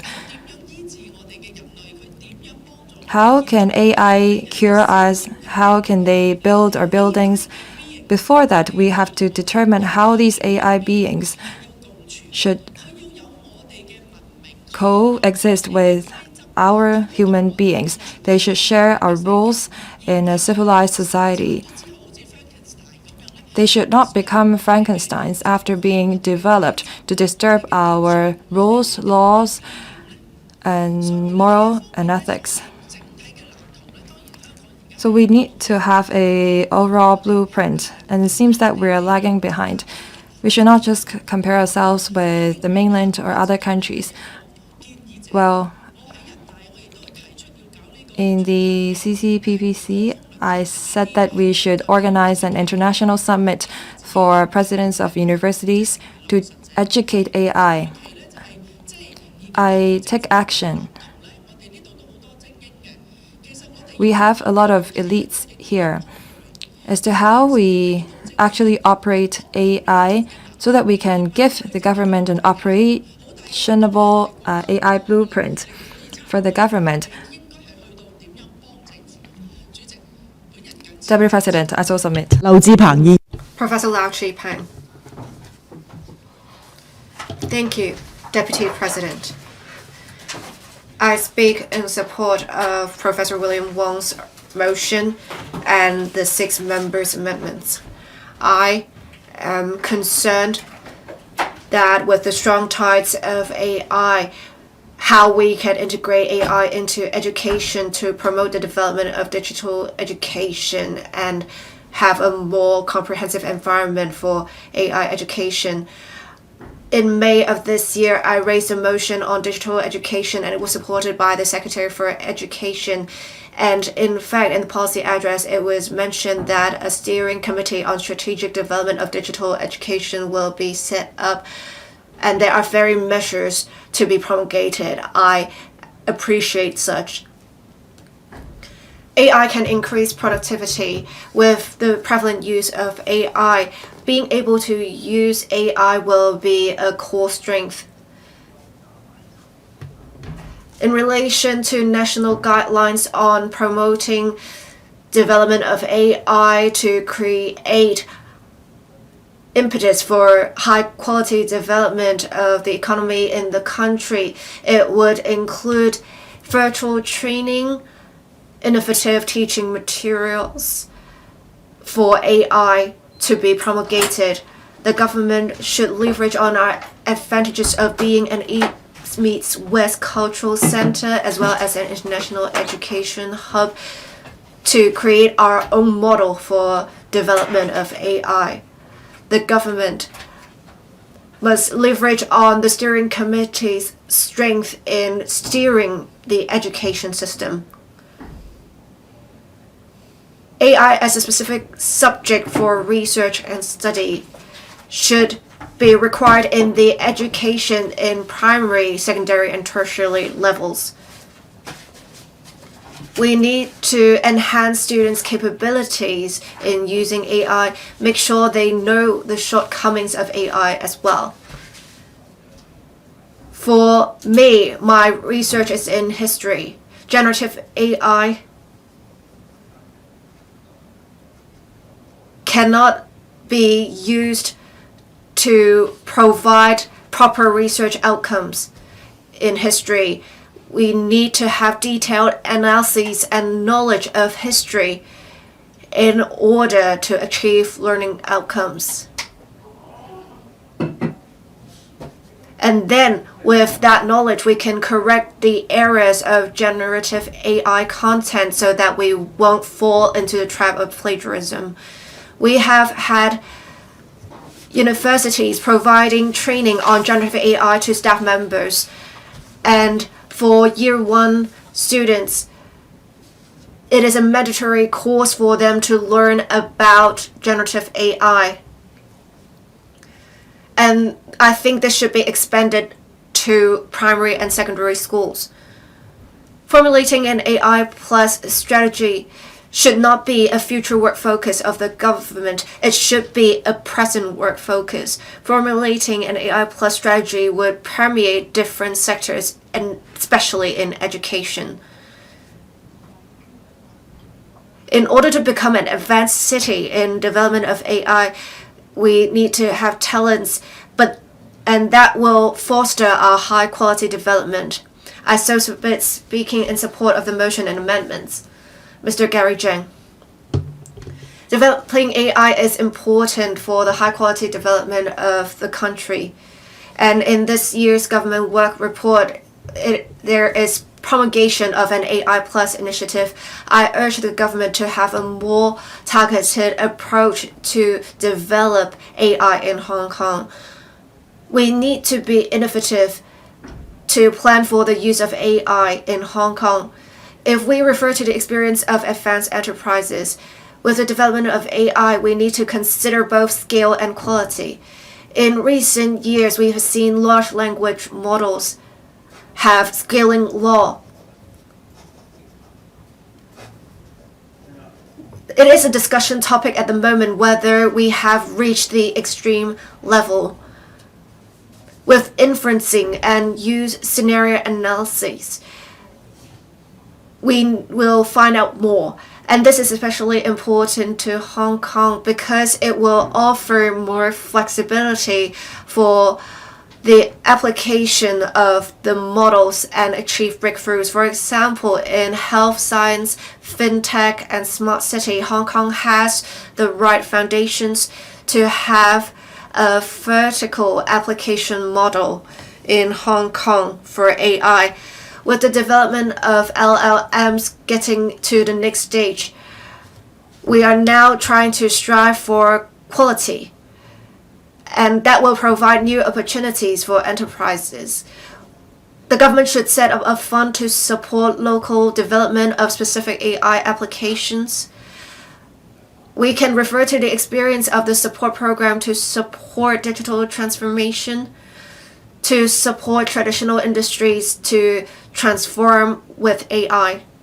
We also need to promote collaboration with other GBA cities in R&D in AI, in basic research, as well as computational infrastructure, so that we can have an innovative AI hub. And for Professor Hinton, a Nobel Prize laureate this year, or another AI team that has an innovative AI application of proteins, these demonstrate the innovative use of AI bringing about development. We can make use of our advantages in mathematics and complement the strengths of computational power in the GBA. We can have joint laboratories and have a joint platform for computations. We can also have cross-boundary talent nurturing programs. With AI, the government can enhance its efficiency, and they can also promote the use of AI in other sectors to bring about impetus for growth. For example, the government can make use of AI to improve I Am Smart so as to make lives better for the public. In healthcare, we can have an advanced healthcare sector that can consolidate the strengths of the healthcare system to develop innovative applications of AI. In finance, we can have advanced research in big data models to make good use of such in financial applications. We have seen breakthroughs, and with breakthroughs, we have more opportunities. We need to seize these opportunities by having a forward-looking approach to make sure we are the frontiers in the area. I so submit. Thank you, Deputy President, Mr. Rock Chen. Deputy President, we have advanced education resources. We are also a hub for talents. We have solid foundations to do more in AI. We are now in an AI era. I speak in support of Professor William Wong's motion. I have some suggestions. As an international financial center and an international INT hub, we need to make plans for future INT development. The government has invested more in R&D, for example, a $3 billion scheme to strengthen basic research in AI. There's also the Digital Policy Office that would promote digital transformation. We also have the AI Supercomputing Center. These lay solid foundations for Hong Kong in the development of AI. I do appreciate such. With geopolitical tensions and poor Sino-US relations, developing advanced AI and chips have become harder with US imposed restrictions. For example, in Hong Kong, we can't use ChatGPT. Fortunately, the government has been working with universities, and we have set up the HKGI, Hong Kong Generative AI Research and Development Center, to develop a GPT of our own. We believe that will be ready next year. This shows Hong Kong can make use of our research and development advantages to promote the development of AI. On the nurturing of talents, recently the government released its 2023 manpower projections. It is said in 2028, one of the essential strengths would be in AI. So we must promote capabilities of all in AI. We should start as early as primary and secondary school levels and make sure there are pathways for AI jobs. The government should enhance funding for science-related courses under the CEF, Continuing Education Fund, in order to upskill the labor force. Through the setting up of scholarships and research funds, we should be able to recruit overseas top-notch R&D talents to come to Hong Kong. According to a survey, there are only 9% of companies who are ready to use AI, compared to 15% in the general Asia-Pacific region. It is much lower. We need to promote the use of AI in different sectors in order to promote the upgrading of sectors. For example, in the healthcare sector, it can be used in cancer diagnosis. In sports, AI can be used to analyze movement to enhance abilities of athletes. In education, AI can be used to analyze differences in students' abilities to set personalized education plans. We can also see big data analyses being made to good use in the financial sector in analyzing financial investments. With the collaboration with the GBA cities, we can make good use of their strengths. For example, Guangdong province's R&D capabilities. With the complementary strengths of the two sides and resource sharing, we should be able to promote the innovative application of AI. I so submit, speaking in support of the motion and amendments. Mr. Chen Hao-fung. Well, there's a saying that if you win over AI, you win over the world.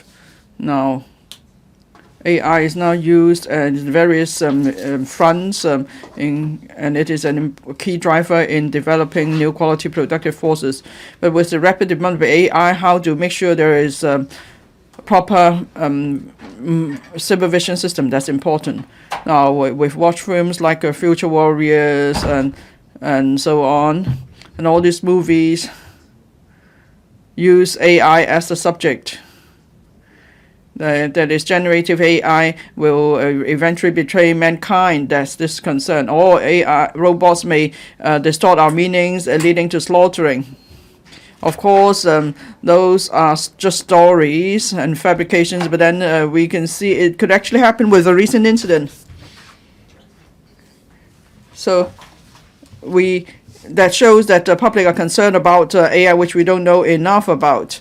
And so there, we need to explore the issue at a different level. I thank Professor William Wong for his motion. This allows us the opportunity to consider the impact of AI on the world and on the future of mankind. So a tool, if put to good use, is good too. Otherwise, it could affect us. So with AI, that means that it learns from human beings, and then it it's about mechanical learning. Mechanical learning means that AI uses various algorithms to guess what may happen, and then they make judgment on that basis. The reason why robots can learn is because there is this neural computer technology. And so there are many arithmetic models that emulate the neural system of human beings. And there's a recent report that the U.S. Navy and UK Navy received an instruction to attack, and then the robot. There's an AI-controlled drone killed the operator of the drone because it has instruction it must not stop the attack. That's actually just a drill, but it shows that AI could get out of control. Now, open letter was signed recently by business leaders and others urging AI laboratories to stop training AI systems that are stronger than GPT 4.0 in the next 6 months at least, because then we could then have time to formulate a safety code on the use of AI. So today is the opportunity for us to consider the impact of AI on moral and ethical values. There has to be a framework, so there is responsible development of AI. Now, one core concept of AI is machine learning. In real life, it's about the collection of data. So wrong data circulating onto the internet may be collected to and may be taken as the truth. And then there may be other information on discrimination, racial discrimination, gender discrimination, and so on. This will all form part of the database. And so in future, AI generated in future may be biased as a result. So so I think the first thing we need to do is to ensure that data circulating information circulating on the internet is reliable and true. And of course, AI has led to deep fake technology, generating fake voices, images, and so on, and that could lead to a negative publicity. So we need to have measures to prevent the misuse of deepfake technology. And Hawkins once said that if we don't want AI to become a threat to the mankind, we need to regulate its development. Thank you. Mr. Ambrose Lam. Deputy President.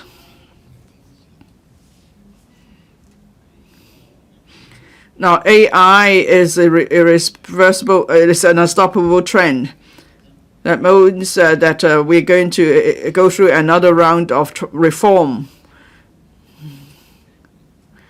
Now, it's said that the production will shape our social structure.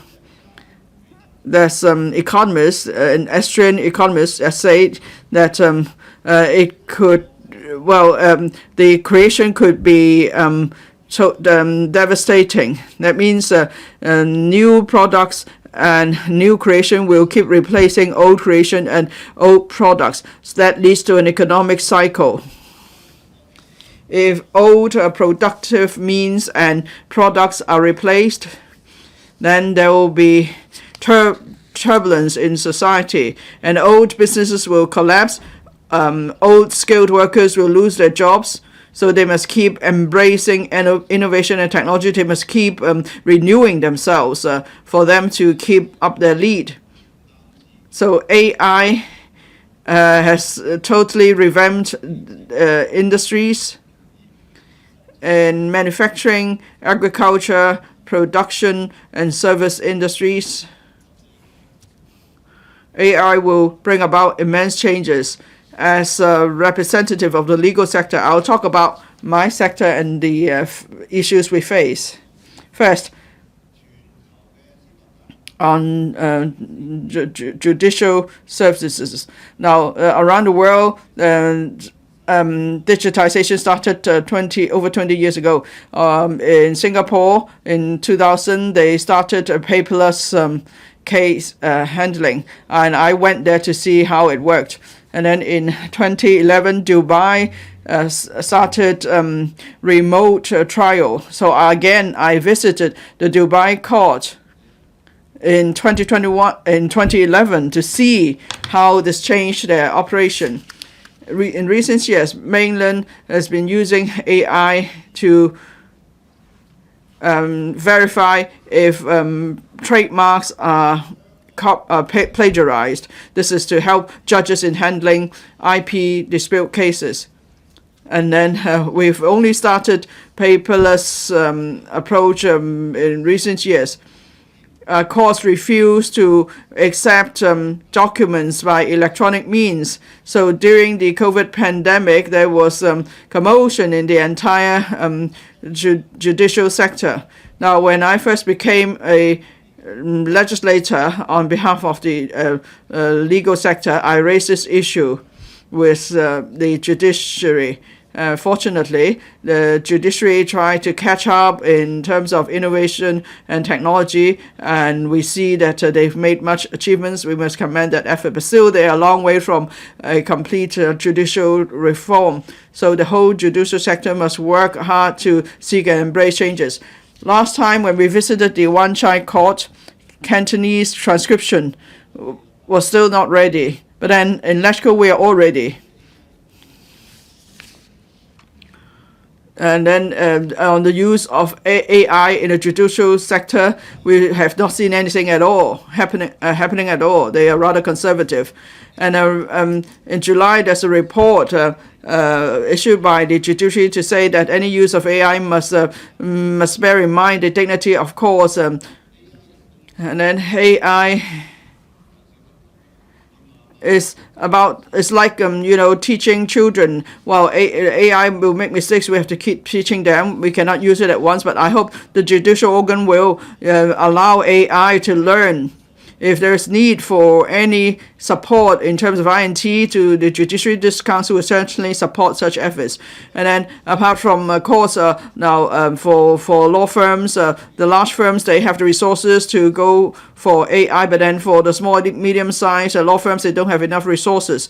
Well, the judiciary may be promoting digitization, but small and medium-sized law firms may not be able to keep up with that developments. So I hope the government will give funding support.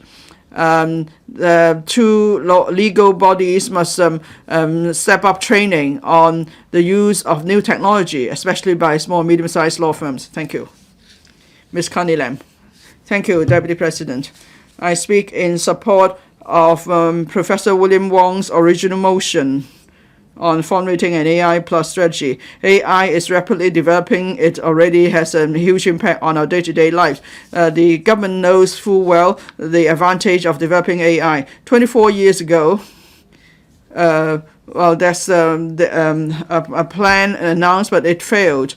After that, we've brought in many I&T enterprises to Hong Kong,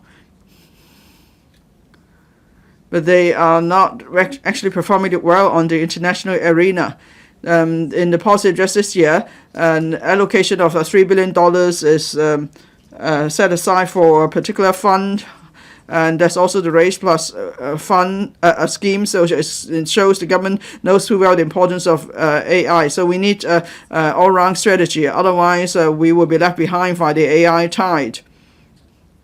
Now, in formulating, in promulgating laws, it will shape the direction of AI development. Now, there are many different types of AI. I will talk about generative AI and AI in general life. Now, the I think AI will improve the efficiency of Hong Kong. I support that, and I think I know that the local ChatGPT will be ready next year, so it should be used by the government so to boost efficiency. But what is the progress now? When can this LegCo try it, and when can the public use it? I hope the government will speed up its project. Now there are many large language model companies, LLM companies. Can the government work with them so that we could then promote the local ChatGPT to the world? And in terms of using AI in day-to-day lives, now we are an aging society, so the development of German technology will substantially relieve the manpower shortage. So AI development is important in this regard. The government needs to formulate policies on that. Now, today we have the 8th Expo on German technology. AI can monitor the health condition of the elderly around the clock. There are smart phones that could monitor heart rate, blood oxygen level, or falls, and it could even predict stroke. So with such facilities installed at the home of elderly, the system could collect data on a real-time basis, and then a health report could be generated regularly. Now, for bedbound elderly, AI system could provide targeted training. But then such solutions, of course, are too expensive for the general public. So the government should come up with low-cost solutions, or there could be subsidy scheme to help the elderly use such products. The AI system could also be introduced into public hospitals.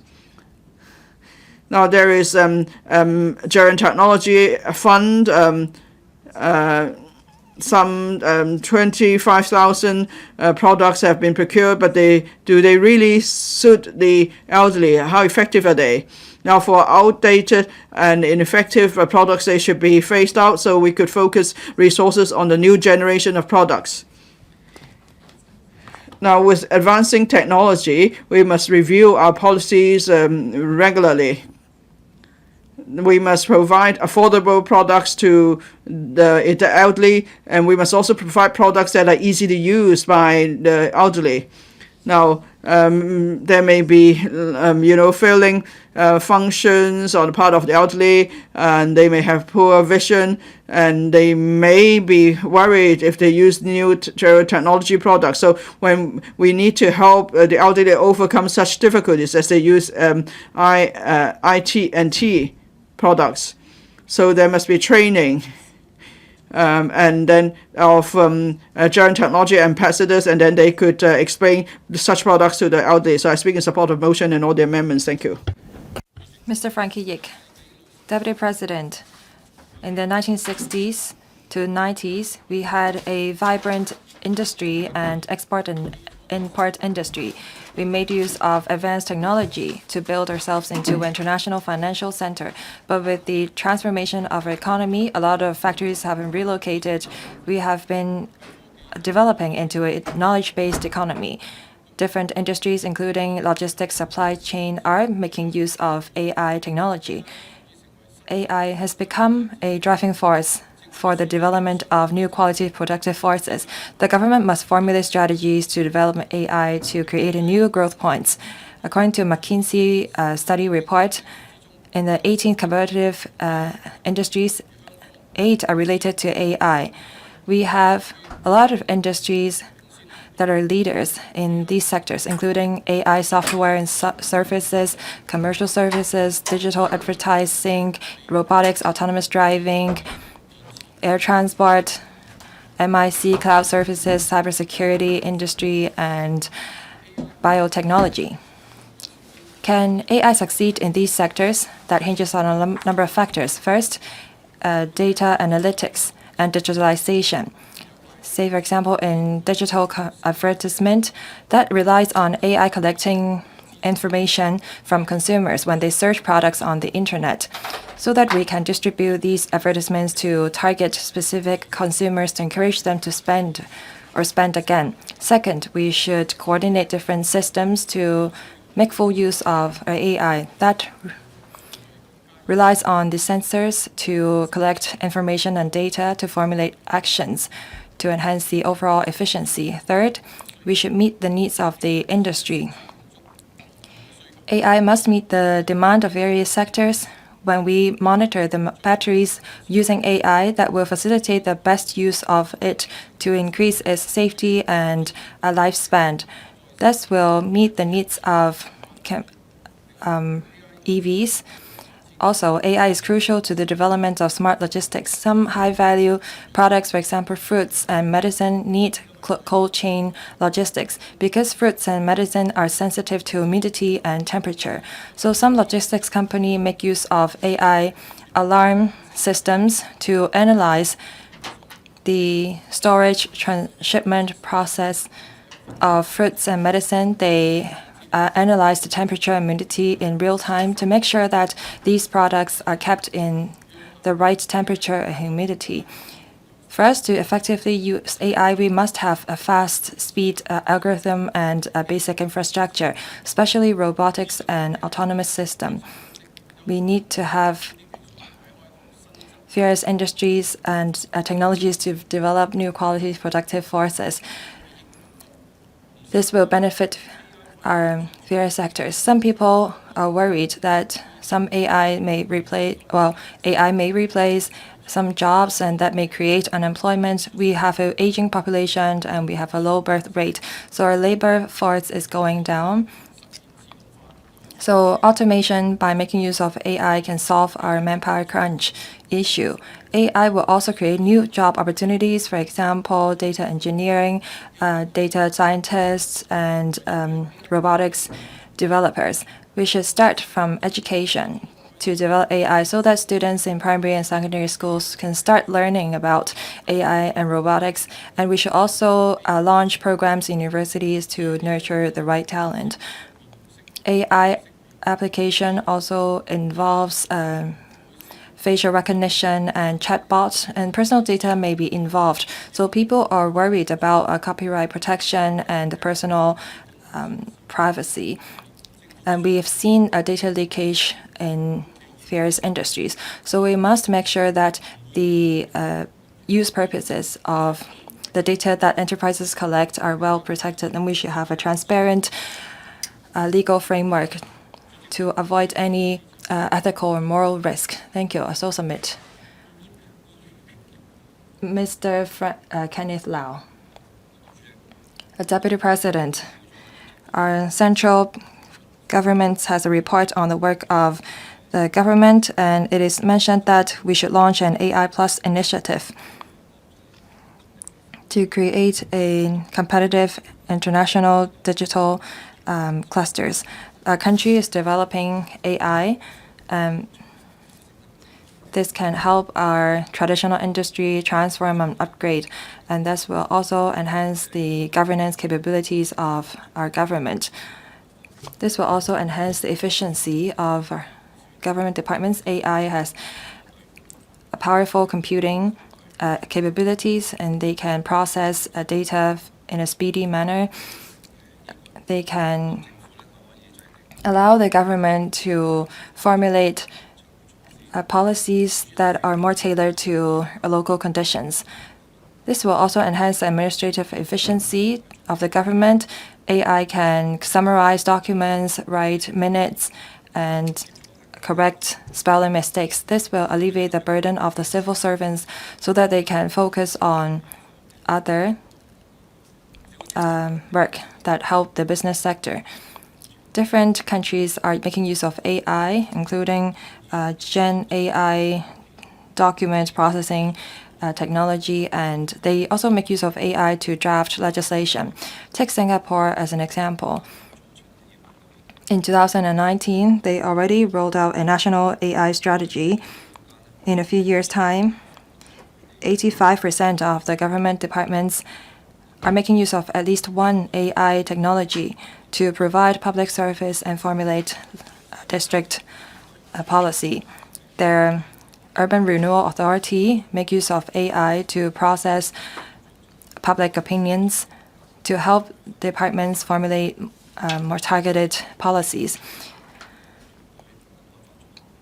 Their government team also developed a pair application that is integrated into the document processing software in the computer so that civil servants can make use of ChatGPT to formulate their policy reports, emails, and work reports. Compared to Singapore, our SAR government is just starting in terms of the use of AI technology.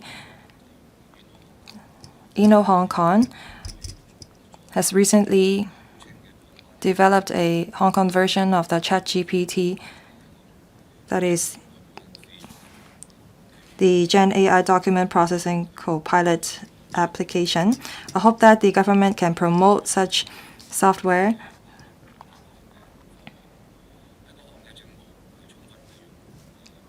the government should make use of big data and AI to make our government more efficient, more safe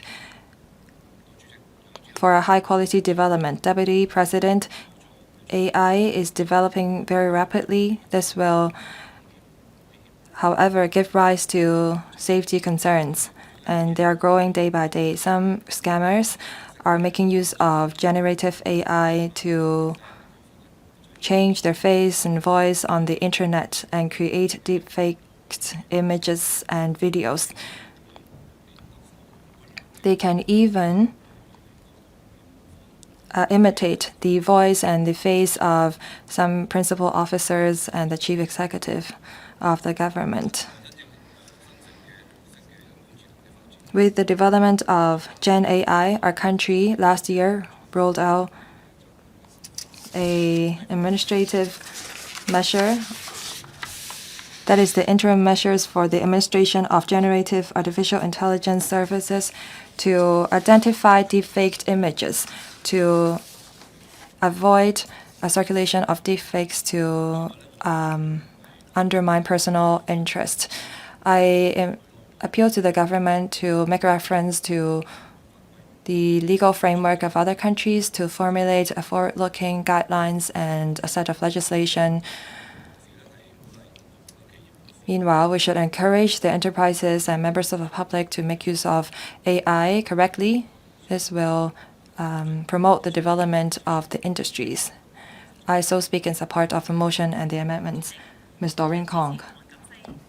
Deputy President, I support the motion moved by Professor William Wong on formulating an AI plus strategy. AI is leading a technological revolution. When we make use of AI, we should not ignore the risk of AI governance. Since AI has become the hot topic over the world, according to a study, technological clusters and NGOs around the world have proposed 200 suggestions on ethical framework and guidelines. Take conversation AIs as an example. When these applications are operating, they may infringe on the personal information and copyright. And these chatbots or conversation AI may be abused. Copyright infringes, internet providers, internet users may be involved previously in some cases, but conversation AI involve multiple parties, including the developers, the users, the government, and the engineers. All these parties may be held accountable. In the mainland, they are trying to make use of conversation AI in their judicial departments, but conversational AI may bring about risks to the safety of the people. The results generated by Gen AI is unexplainable, and it's difficult for us to identify who is the wrongdoer when we use AI. In a few years' time, our government has rolled out a white paper And in 2023, our country rolled out this interim measures for the administration of generative artificial intelligence services, and that has established a governance framework for AI. AI governance should not be just treated as any other form of governance. There is a technical complexity involved. Hong Kong should strengthen our collaboration with other parts of the world, and we have to be independent. I have a few suggestions. First, AI is at its nascent stage, and I think that the government should join international discussion. When the international community has reached a consensus on AI governance, then we can build a overall international AI governance framework before we can create a comprehensive set of legislation. Second, Hong Kong should formulate a AI model that is suitable to our local conditions. The international community's been trying to find ways to empower the economy by making use of AI. Hong Kong has to have this competitive and technological awareness. Third, we should categorize different AI. There are different forms of AI. The legal framework and the risks involved in different forms of AI are different. We cannot rely on just a single set of legislation to govern and control all forms of AI. If we don't categorize AI, that will undermine the development of AI instead. So before promulgating or enacting the legislation, the government should categorize different use cases and forms of AI to create a tiered regulatory framework. We must formulate the legislation step by step. This is how we can unleash the AI potential. I so submit. Thank you. Mr. Dominic Lee. Thank you, Deputy President. We have rapid development in AI, and we have a more prevalent use of AI in daily lives now. I thank Professor William Wong for moving the motion, allowing us to discuss this issue and allowing us to raise suggestions for the government's reference. Now, I think for me, AI is something that I'm not familiar with, unlike for Professor William Wong. But every day, I would ask colleagues to think about whether any of our tasks can be improved with AI, whether it's in my own company or in Legislative Council. But with the use of AI, we have two pain points that I think the government should try to resolve. Many members mentioned ChatGPT today. The original version of ChatGPT cannot be used in Hong Kong. Some say you can use connecting services such as POE.com. But let me say this, if you use connecting services, the GPT's functions cannot be used fully. They cannot effectively automate. Let me give you an example. So one, ChatGPT, Gemini cannot be used in Hong Kong, at least the original versions. For the service providers in Hong Kong, their APIs are not as mature as those in overseas. They are not as open. For example, my party member, Eunice, would have a weekly work summary compiled. I believe it was compiled by herself or her colleagues. So say if she used Google Calendar to record what she had been doing, and she could access Facebook, and she could use Wise News to record what she read. And with AI, the work summary can be compiled automatically. For example, the electrical account we have cannot even generate a work report for us. There is no open API here. So if we are to compile work summary for Yueheng, we need to use connecting services to connect to Google Calendar and Facebook and Wise News APIs.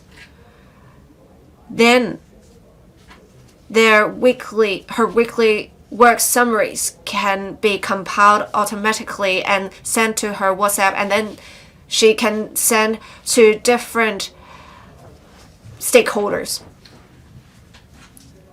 But the problem is we cannot use the different GPTs in Hong Kong. And Hong Kong's API use is not prevalent. So I'm not sure if the Bureau has tried to work with OpenAI or other enterprises so that even under one country, two systems, we can still have applications of their companies. Can the government take the lead in helping with this?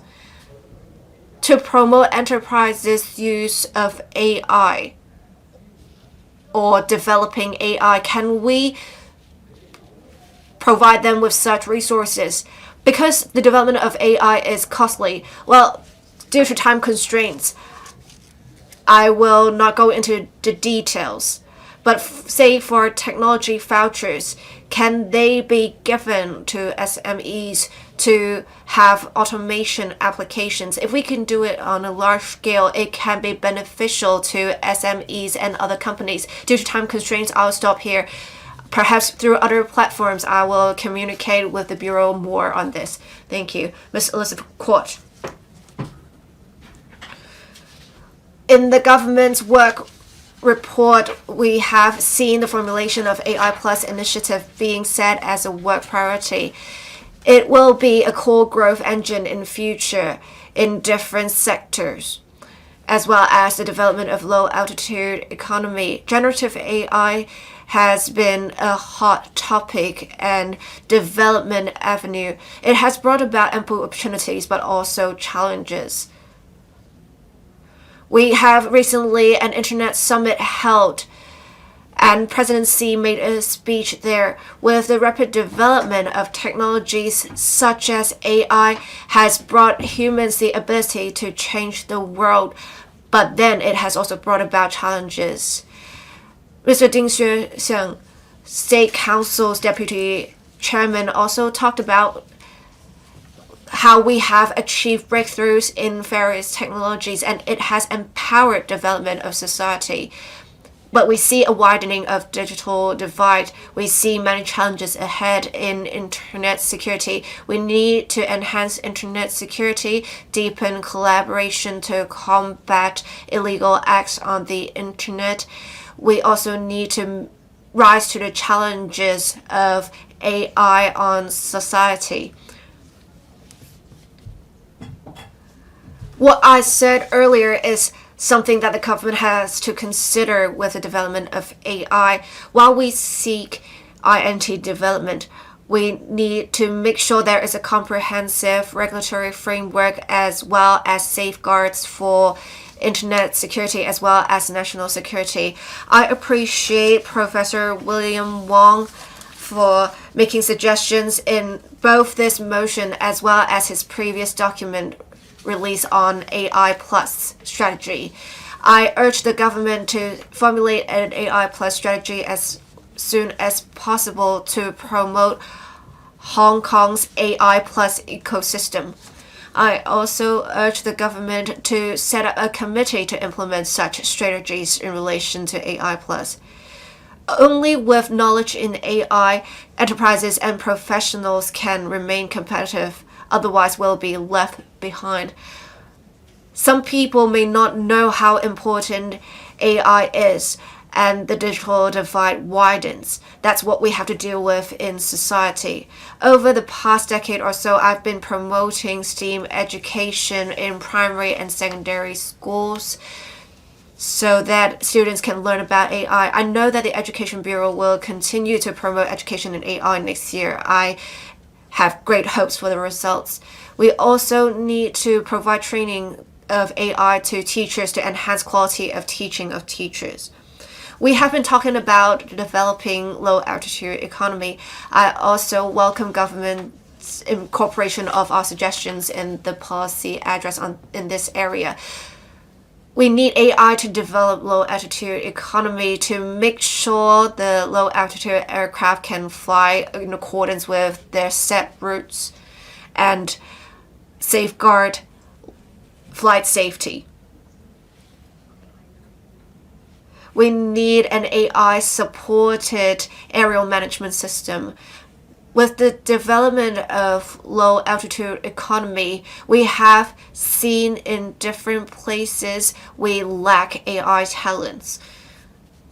That's why we need to make adjustments to the university curricula to make sure there are AI elements incorporated in order to nurture high-quality AI talents for the country. The government should also, in different policy areas, introduce AI, and most civil servants should receive training in AI.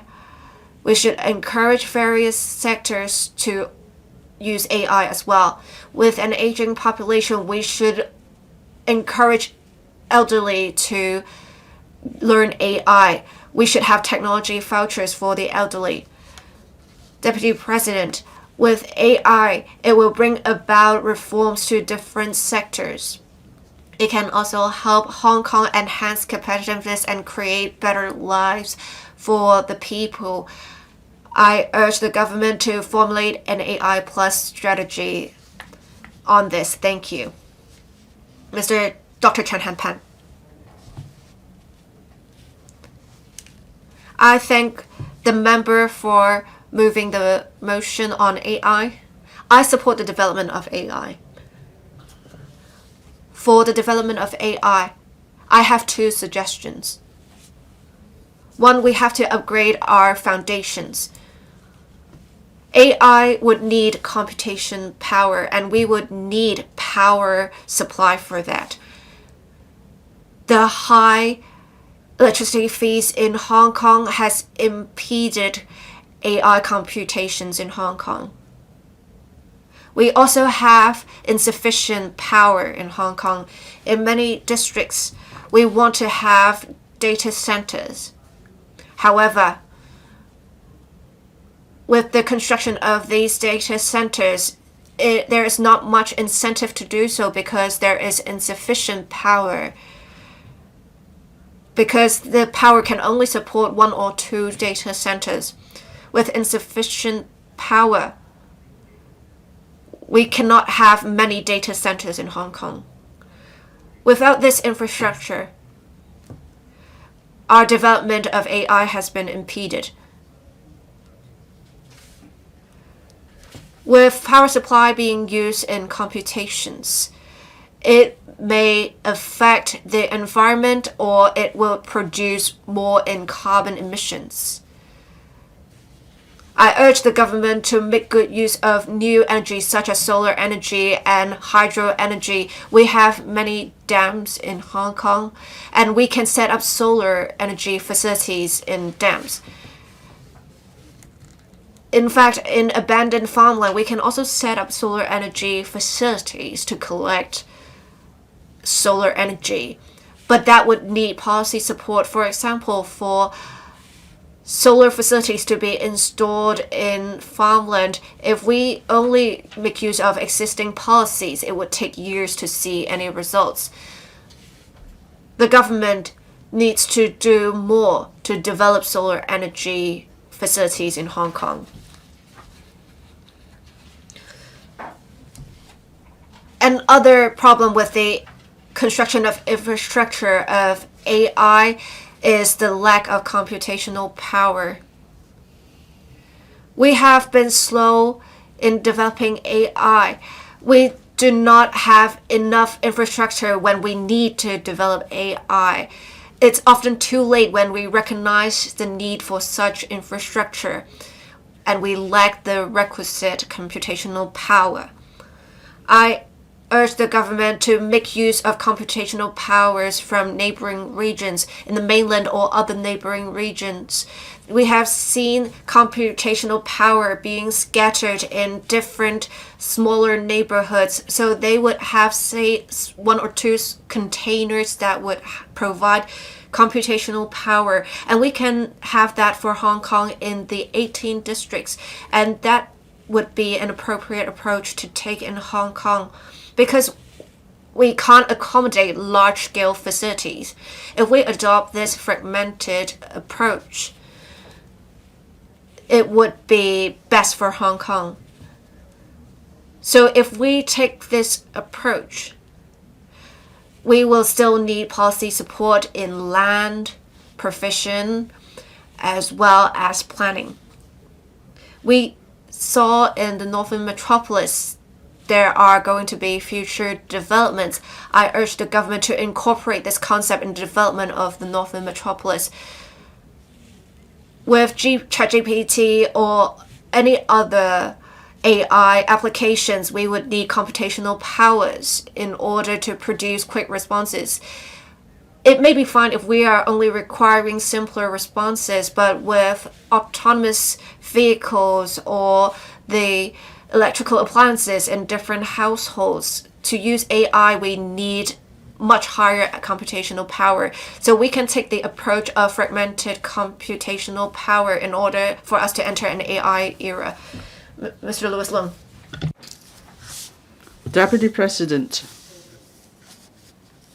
well, I didn't press the request to speak button until now because I was struggling if I should do so. Why is that the case? Because I have fear about artificial intelligence. You may say that this fear is irrational, but I believe I have good reasons for that. And if you say it's not rational, well, perhaps it's because that say the very our ancestral father feared fire, and he didn't light the fire, then we would still be eating raw food now. But why do I say I have reasons for my fear? Now, AI has self-learning capacity, and that's really scary.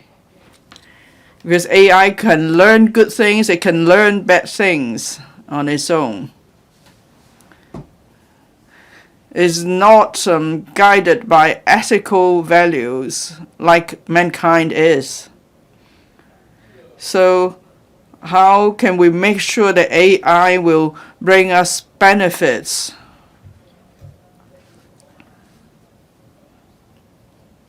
Now, I must say that I support Professor William Wong's motion and the amendments of the other members. Dr. Cheung-wing and Dr. Yueheng mentioned in their amendments that there has to be a regulatory framework in place to regulate the development of AI. Well, we all know that rules and regulations only apply to those who are law-abiding. What about others who wouldn't abide by the rules? Now, in Hong Kong, our law only applies to AI development in Hong Kong. What about the rest of the world? So perhaps, about 40 years ago, I watched a movie called Terminator. It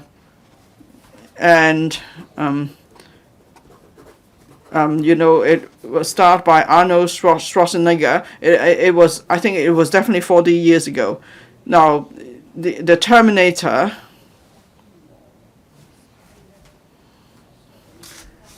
was delivered by an AI Skynet to the future, the year 2049. He was sent to kill a woman called Sarah Turner because the AI computing showed that that woman would give birth to a son that will destroy the Skynet. Of course, it's the science fiction, but that really left an impression on me. Even today, I may have a nightmare about the Terminator. Anyway, to cut a long story short, I support Professor William Wong's motion and the amendments of members. But I hope that Professor William Wong and Professor Sun in their reply could say something that would ease or address my fear. Thank you. Does any other member wish to speak? Professor William Wong, you may now speak on the amendments. President, I thank the 6 members for proposing amendments to my motion so that the motion will be more comprehensive. Dr. Cheung-wing, Ms. Carmen, Ms. Hoi-yan, Dr. Yueheng are concerned about regulatory framework for AI. In fact, with the rapid development of AI, many are concerned about the safety risks and ethical hazards of AI. We must have stringent regulation. We now have many data protection guidelines as well as some legislation. We also have regulatory frameworks in relation to AI. And in fact, in my advocacy statement, I have talked about how we have to set AI legislation and establish an AI governance system. Dr. Cheung-wing talked about enhancing the labor force structure and enable the integration of AI with the labor force. This is exactly the goal of AI+. We need to make sure the labor force uses AI, but we also have to prevent replacement of jobs by AI. The government must strike a balance. Lastly, on Mr. Tang Fei's amendment, it is about expeditiously formulating an education strategy on learning AI by all. In order to integrate AI into the education curricula, we need to make sure both teachers and students would make good use of AI to develop their own capabilities in learning and problem solving. For civil servants and private enterprises, they should also promote the use of AI by their staff members. AI is a new engine for growth in the economy. It is going to bring great impacts for different parts of the community. I thank the members for proposing amendments. Thank you, Secretary for Innovation, Technology and Industry. President, I thank Professor William Wong again for moving the motion. I'm also most grateful to Dr. Chow Mankong, Ms. Carmen, Ken, Ms. Eunice Young, Mr. Tang Fei, Dr. Tan Yueheng, and Dr. Cheung-wing for their amendments. I'm grateful too to the other 28 members who gave their insightful views on the strategy to develop artificial intelligence AI. AI is an irreversible technological tide. If Hong Kong is to jump on the AI bandwagon, we need to consolidate and boost our strengths. We also need to move with the times and keep optimizing our planning and strategies on AI development. In addition to the national layout and plans, we constantly keep in view the policies and measures of other countries and economies on AI development for us to make timely adjustments to the pace of AI development in Hong Kong. This will make sure that the use of AI will promote our development. Now, as we look at the strategies on AI development in various places, we see that the building of an AI system is all about infrastructure and computing, power planning, technological research and development, application governance and supervision, as well as talent training. The Innovation and Technology Industry Bureau, ITIB, published the Hong Kong Innovation and Technology Development Blueprints at the end of 2022 to set out clear strategic directions and a concrete action plan for promoting AI developments in Hong Kong. The core of our initiative lies in the unity of knowledge and action in implementing policies and measures related to AI. The Digital Policy Office, DPO, is the top-level design of the government in promoting the digital policy. DPO plays a leading role in strengthening our digital and computing infrastructure, developing the AI industry, promoting data interchange, as well as spearheading AI adoption within the government and across different sectors. Now I will highlight the work of the government in putting the AI strategy into practice in 6 areas in response to the motion and amendments. First, infrastructure. Computing power is the foundation that supports the operation of AI algorithms and data processing. To meet the demand for computing power, we need a robust digital infrastructure and computing facilities. The first phase of the AI supercomputing center of the Cyberport will soon be commissioned. There will be gradual upgrading to the high-end computing power level of 3,000 pegaflops. The center will provide, in short, there will be a total of 5,000 pegaflops of computing power in Hong Kong. This will provide important support to the AI industry. At the same time, we will speed up the rezoning process for the innovation and technology site in Sandy Ridge North District. We will expand the site reserved for a data center and related uses to 10 hectares to speed up the medium to long-term development of data-related industries and facilities through market forces. Apart from increasing the supply of bulk computing power, we have launched the $3 billion Artificial Intelligence Subsidy Scheme to match computing power supply with R&D demands and provide the necessary fuel for AI research and innovation. Secondly, innovation R&D. With the strong computing power of the Supercomputing Center, the Science and Research Center, and different industries, including finance, healthcare, education, transportation, etc., will have much more assurance as they develop various foundation large language models, LLMs, and vertical large models for industries, and use AI technologies and products to meet market demands, thereby empowering the AI industry.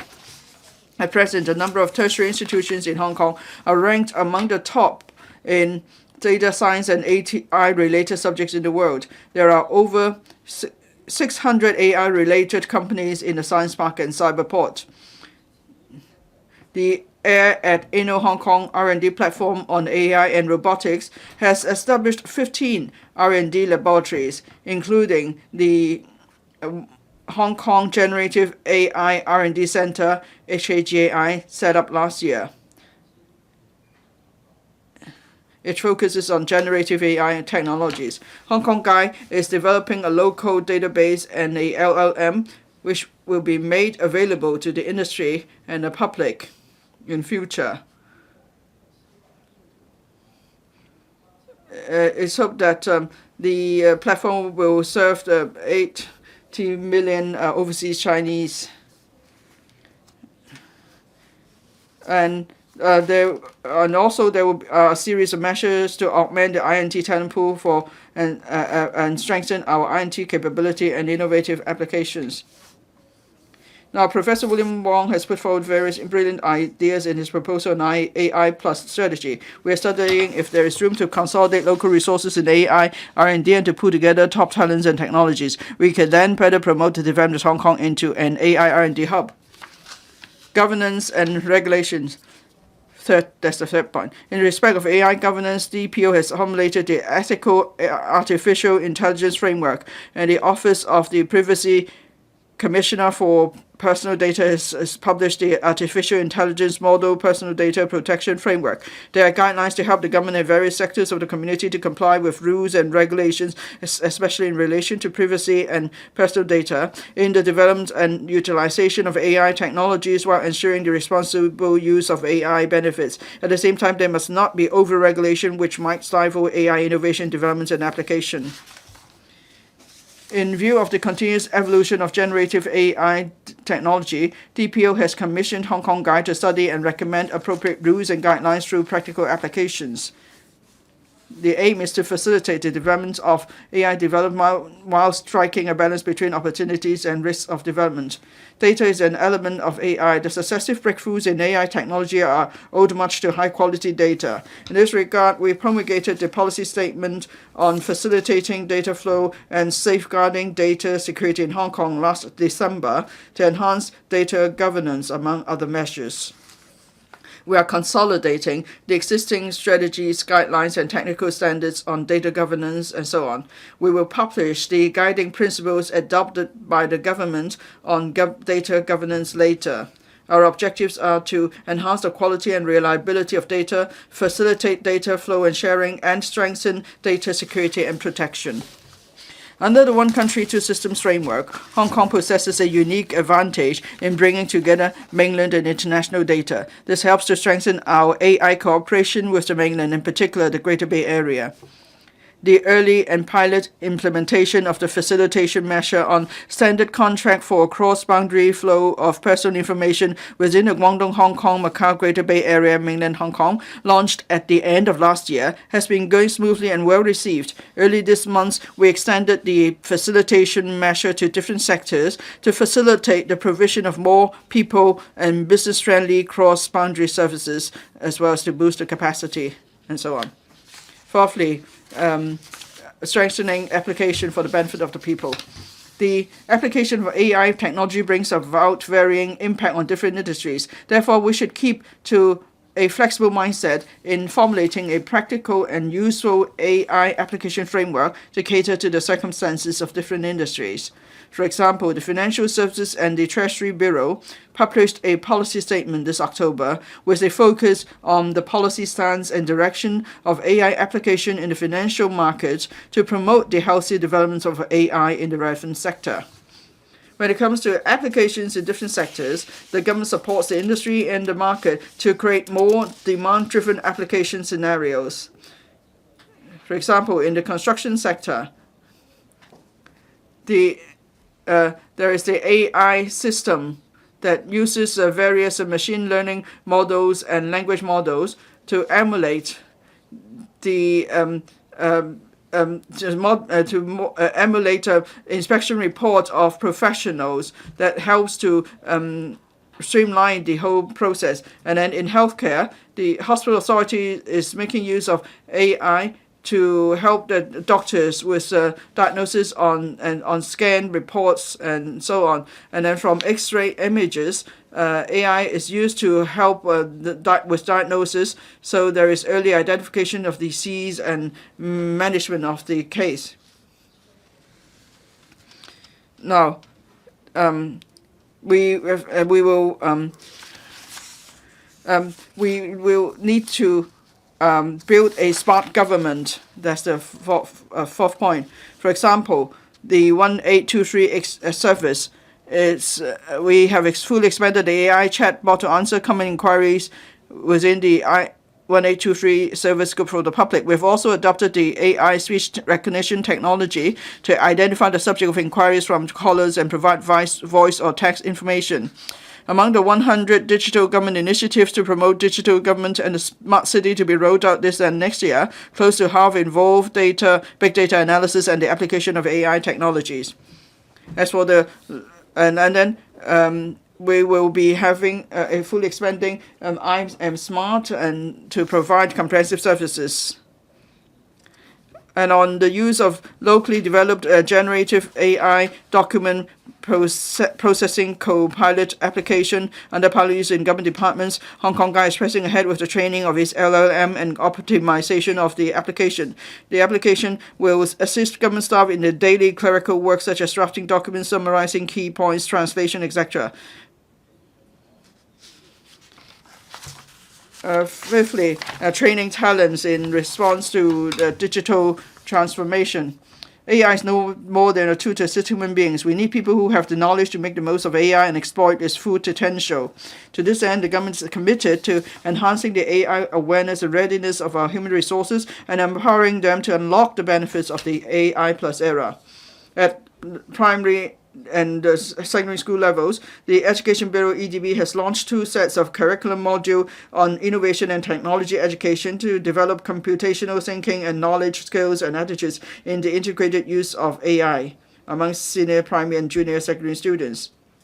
As for universities, funded by the University Grants Committee, UGC, they are encouraged to introduce programs that meet the development needs of Hong Kong. UGC allocated $100 million last year to set up a fund for innovative technology in education.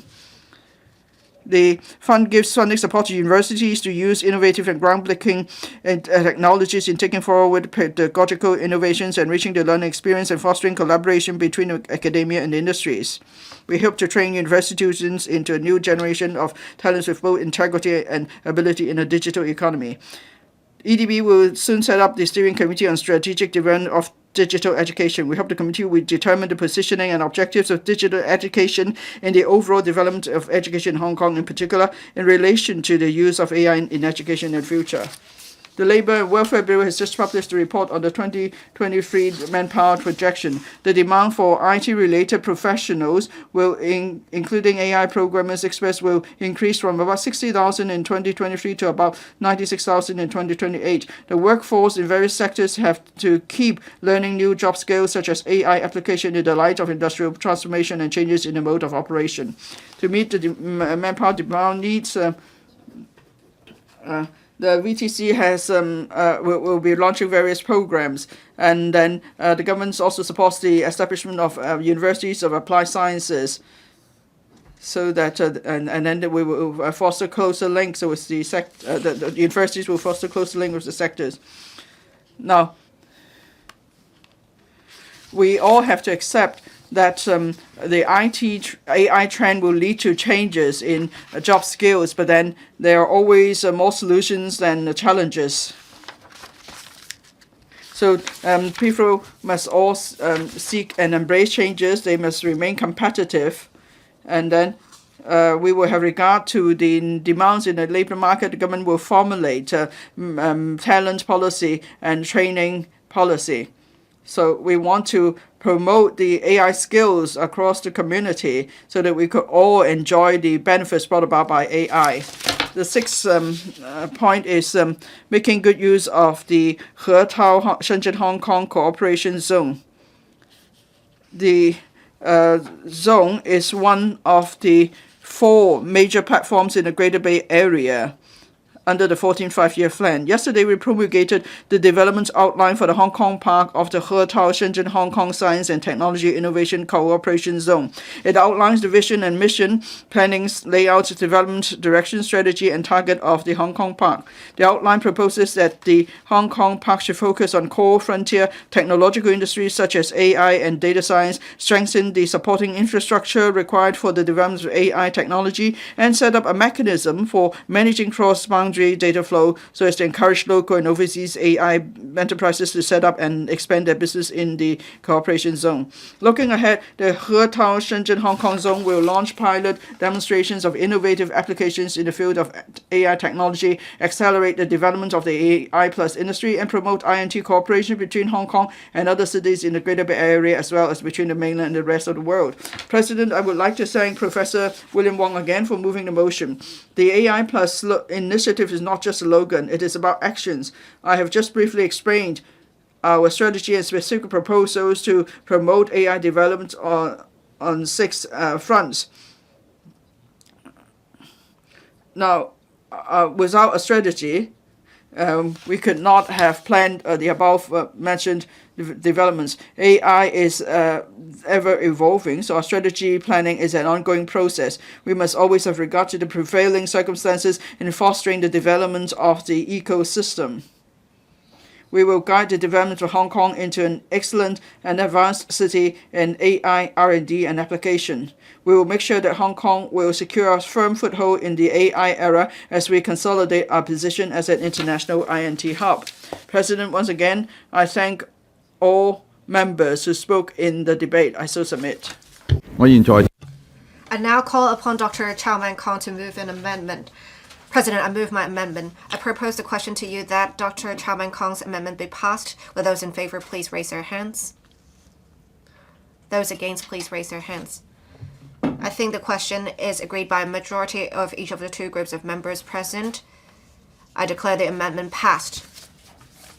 Ms. Carmen, as the preceding amendment has been passed, you may move your further amendment. President, I move my further amendment. I propose the question to you that Ms. Carmen's further amendment be passed. Will those in favor please raise their hands? Those against, please raise their hands.